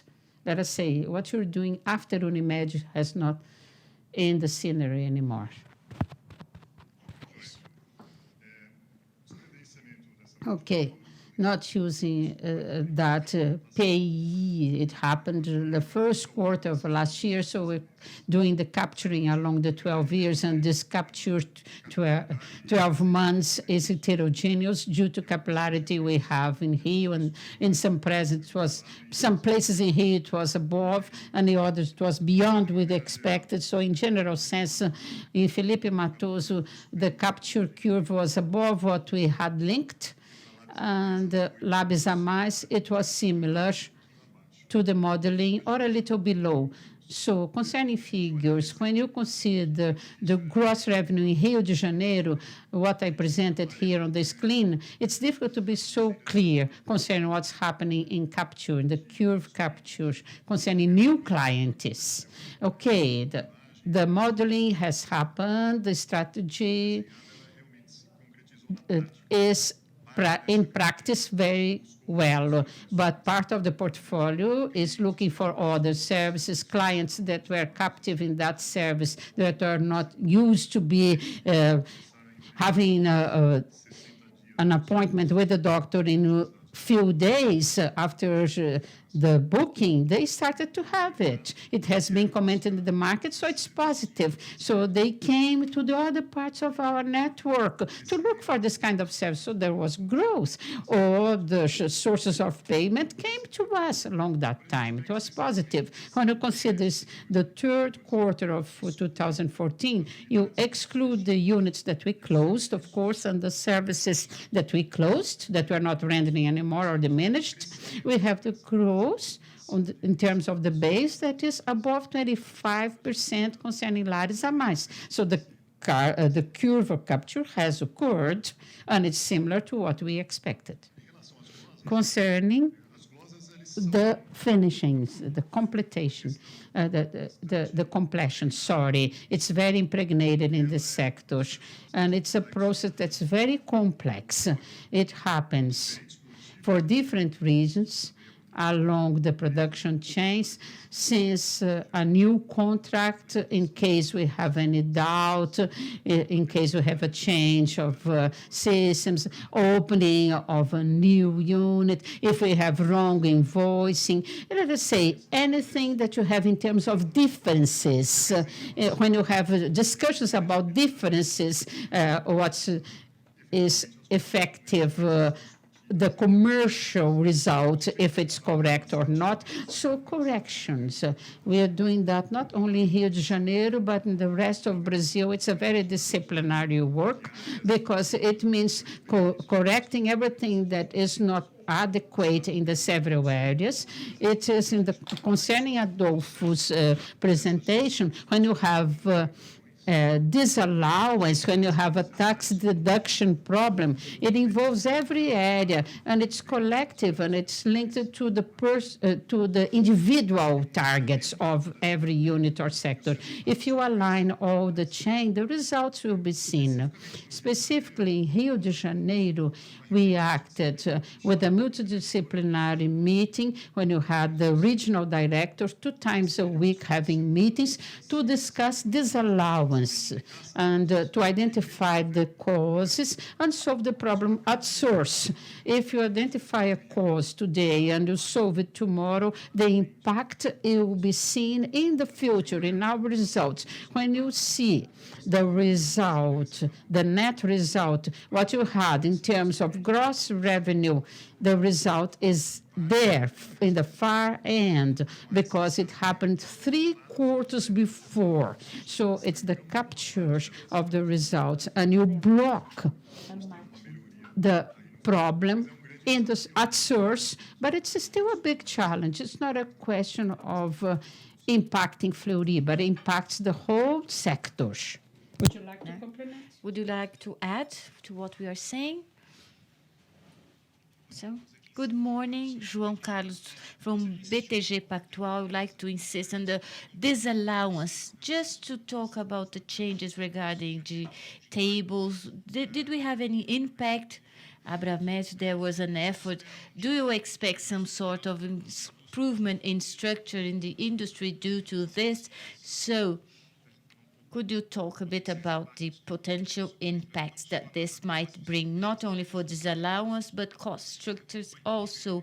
We have a huge team taking care of disallowance, and standardization of processing level in the industry might bring an improvement. And my second question, if possible, with Pedote, you talked about you extending the operation and then putting weight on it. Now, let's say the real transaction, there was a thing regarding network, so comparing parameters following the law, sales by square meter, I would like to know how this parameter has developed, and if you have seen an opportunity, although we are in the phase of putting on weight on the product, gaining body, we will keep on stretching the product, it will not have operational leverage. So to search for new payment sources, is it within the strategy to bring margin to the my aspiration, understanding better with the shrinking of networks, the standard of sales by square meter,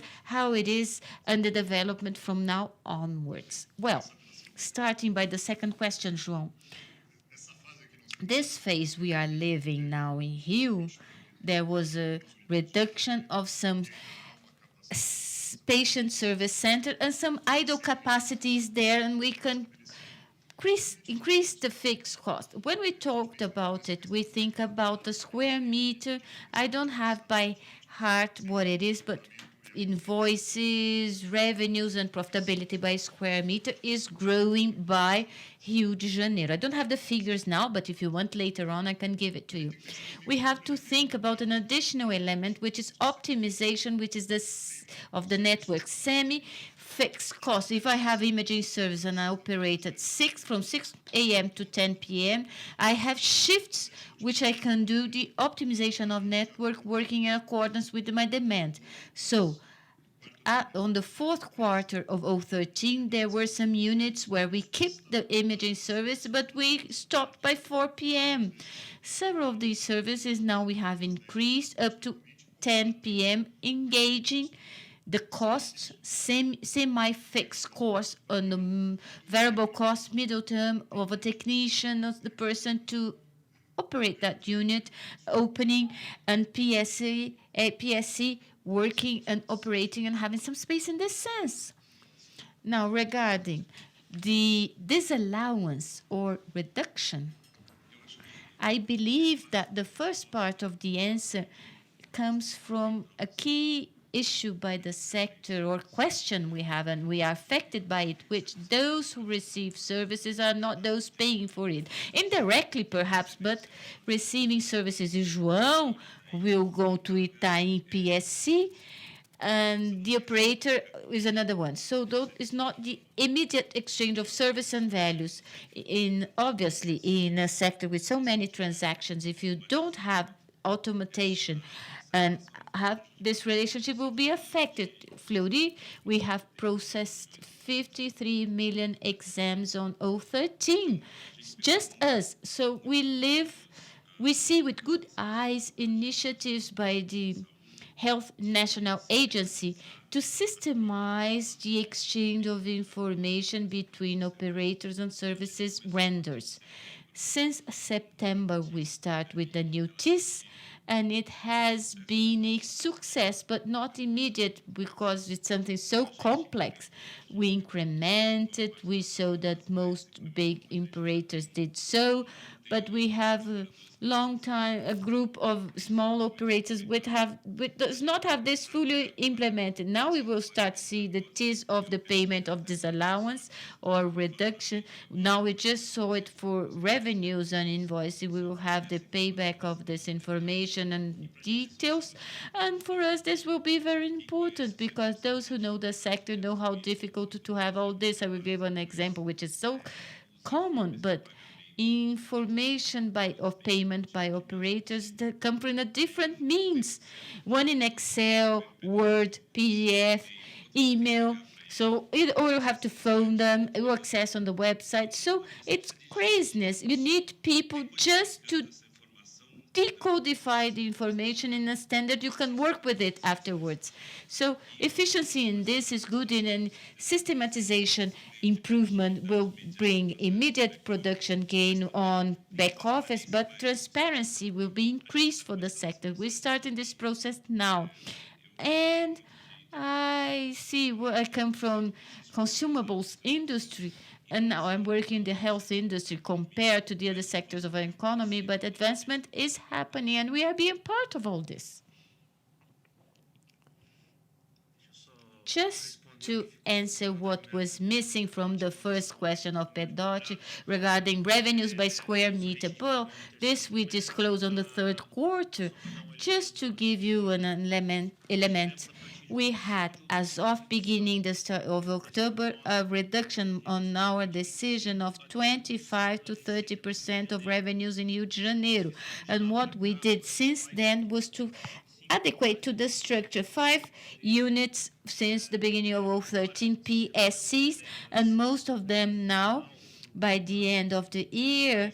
But in terms of square meter, the reduction did not follow the same proportion. We did a reduction and consolidation by smaller patient service centers. And the square meters that we closed in Rio de Janeiro was something between 10 and 15%, while we did a reduction of 30% in revenues. This because we have to follow the curve that it's not homogeneous for each one of the sites. And doing dynamics of potential new closing or potentially increasing attraction in some specific places, and then start to show a revenue by square meter higher. Third quarter in figures was a reduction by revenues in Rio de Janeiro, but what we are seeing the potential for this turning to positive figures, adding a factor we also had to hold back during this time while negotiating with CAD, the transactions we would have to give away. We could not develop some plans that we could have established. So as of now, we think that we will turn the curve of revenues by square meter, which will help in profitability and leverage in operations in Rio de Janeiro together with other actions already mentioned here. Jeane from Santander Bank. I understand the expansion you mentioned regarding brands will be focused on Fleury brand in the next 2 years, but I would like to understand a bit more regarding geographic expansion. Do you intend in a way to reach important areas that the group is not yet, and how would you do so? Or the group will stay in the next 2 years restricted to the current areas and optimizing the operation? Well, thank you very much for the question. I see the following, that you placed the areas on those that we are not yet there. It's important. Many places we're not yet there, but Minas Gerais, there's an important player there, and has domain on the market. And Minas Gerais also has an important peculiarity, which is regarding concentration of paying sources. So when you see our strategy regarding performance in geography, it is directly connected where you have more penetration of health plans assisted private health plans, and also diversification of paying sources. This is strategical for us. The state of São Paulo, you have cities that are fantastic. Yes, great cities, huge growth, but concentration by payment source. This is for us is a risk that we understand that there are other opportunities in the market that we are already there and more interesting for us at this moment. Regarding the expansion you mentioned, yes, I think the figure that we stress is Fleury with 6,000 square meters in 2016. But recalling also, we have an operation in the south during the last times due to the focus and consolidation of the brand Mais. Focus in consolidating operations in Rio de Janeiro. I understand that we disregarded a bit this market with opportunities behind. We saw the competition grow in the market and opportunities that could be ours. So Weimar this year celebrate 85 years, all the new branding work being done there, strong research in this market, South market, relationship with this market, and growth of this market. We will invest also carefully in expansion. We have important unit there in Porto Alegre, expanding services rendered. It is a request by people there or more units. We know we owe a bit for the people there. In expansion of our current units, we have means to do so, and also new points with Weimar in Rio Grande do Sul. In addition, a brand that is in the premium segment that we are interested in leveraging, Pedote, Felipe Matoso in Rio de Janeiro. The premium market in Rio de Janeiro, we understand that this market has the potential that are not addressed yet, but the market in an important way yet. Clínica Felipe Matoso is concentrated in the south area zone. So we want to expand to the east zone in Rio de Janeiro, where there's a huge opportunity to have a player that it's different premium segment in the east region with complete services of imaging and clinical analysis. As Pedágio mentioned, when we talk about expansion, many units where the capacity for expansion in clinical analysis, which is a segment where we have contribution margin, which is interesting, we are still far for going after the full potential, especially for Rio de Janeiro's market. When the acquisition was made, it was mostly regarding imaging, with lots of space to grow there in other segments. Just to add, in terms of units already engaged, in spite of the opportunities, we just have Fleury opportunities. I have Felipe Matoso in Rio de Janeiro. We have some expansions scheduled. Labs are mais also in Rio. A recent one we will expand in the market in Campo Grande.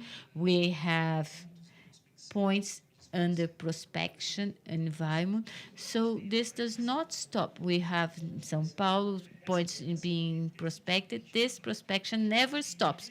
What we have truly that I can tell you is point in the map. This unit will be here. So truly more concentrated.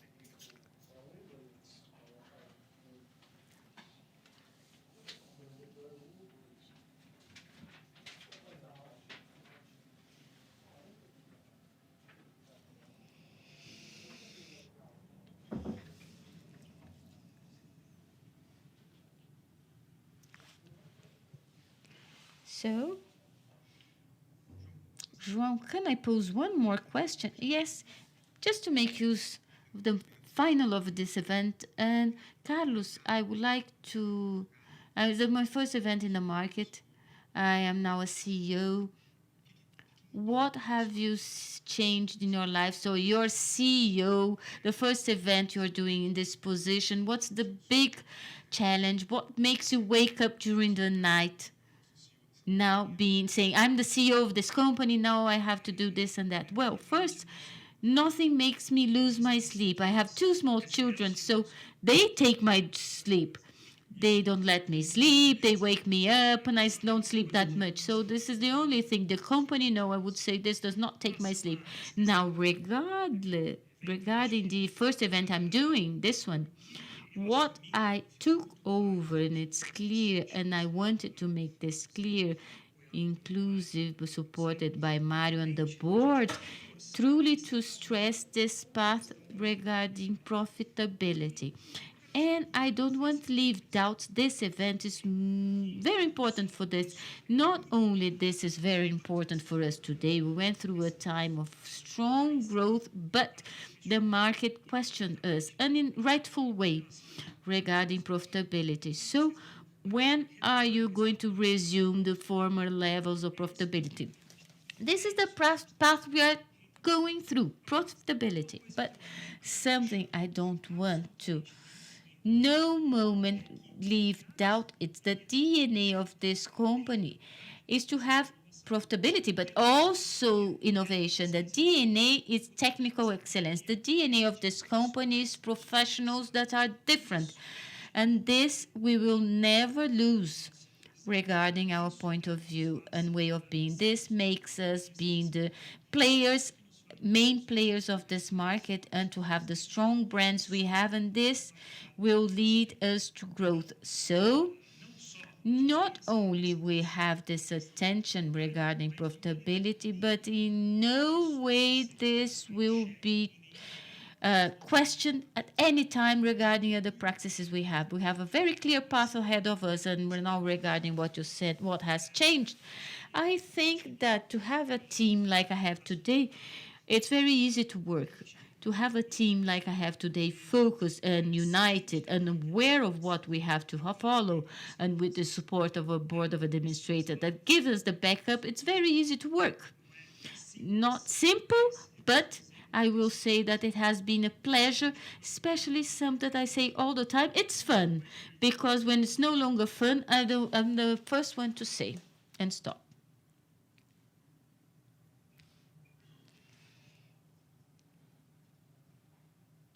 Well, we will now end this event. I would like to thank you all for your attendance. And before you stand up, please, I would like to thank you all for the presence, the support team, communication team, my team of RI, administration that helped us to format this presentation for you. And I hope it has been something that added information to you, not only regarding Fleury, but the market, and we are willing and available for criticism, suggestions for the next event. And I would like now to thank the presence and invite Ricardo de Martins from ABMEC APMEC to help us to close this event. So Ricardo from APMEC. Well, good afternoon, and I would like to recall that you have received an assessment questionnaire regarding this meeting, what was addressed, and it's important to fill it out and hand it back when you exit this room. And I would like to briefly stress that, like the Grupo Fleury, the relationship with physicians is very important. The relationship of a listed company is very important regarding calling the analysts that talk about the company, and investors also, and those analysts that by any chance are related to the sector. And we are aware of how much this company is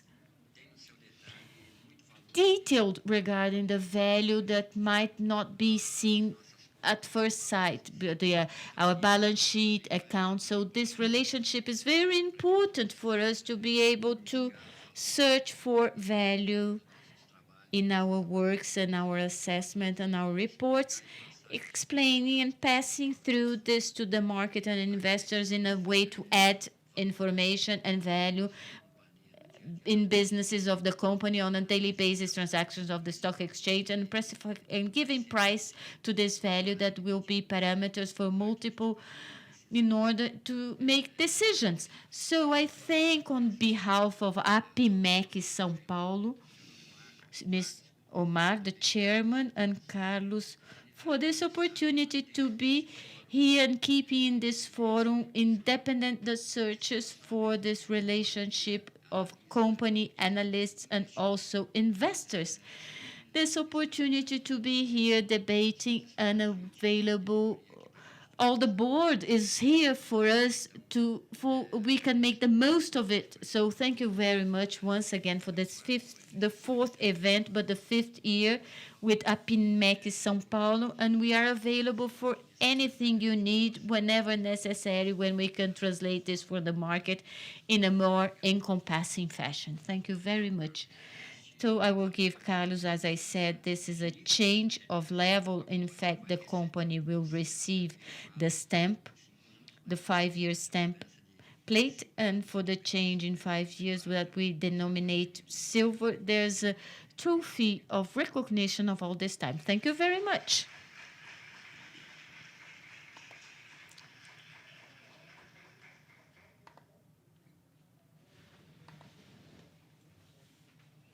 So thank you all, and I hope to see you next year again. Thank you.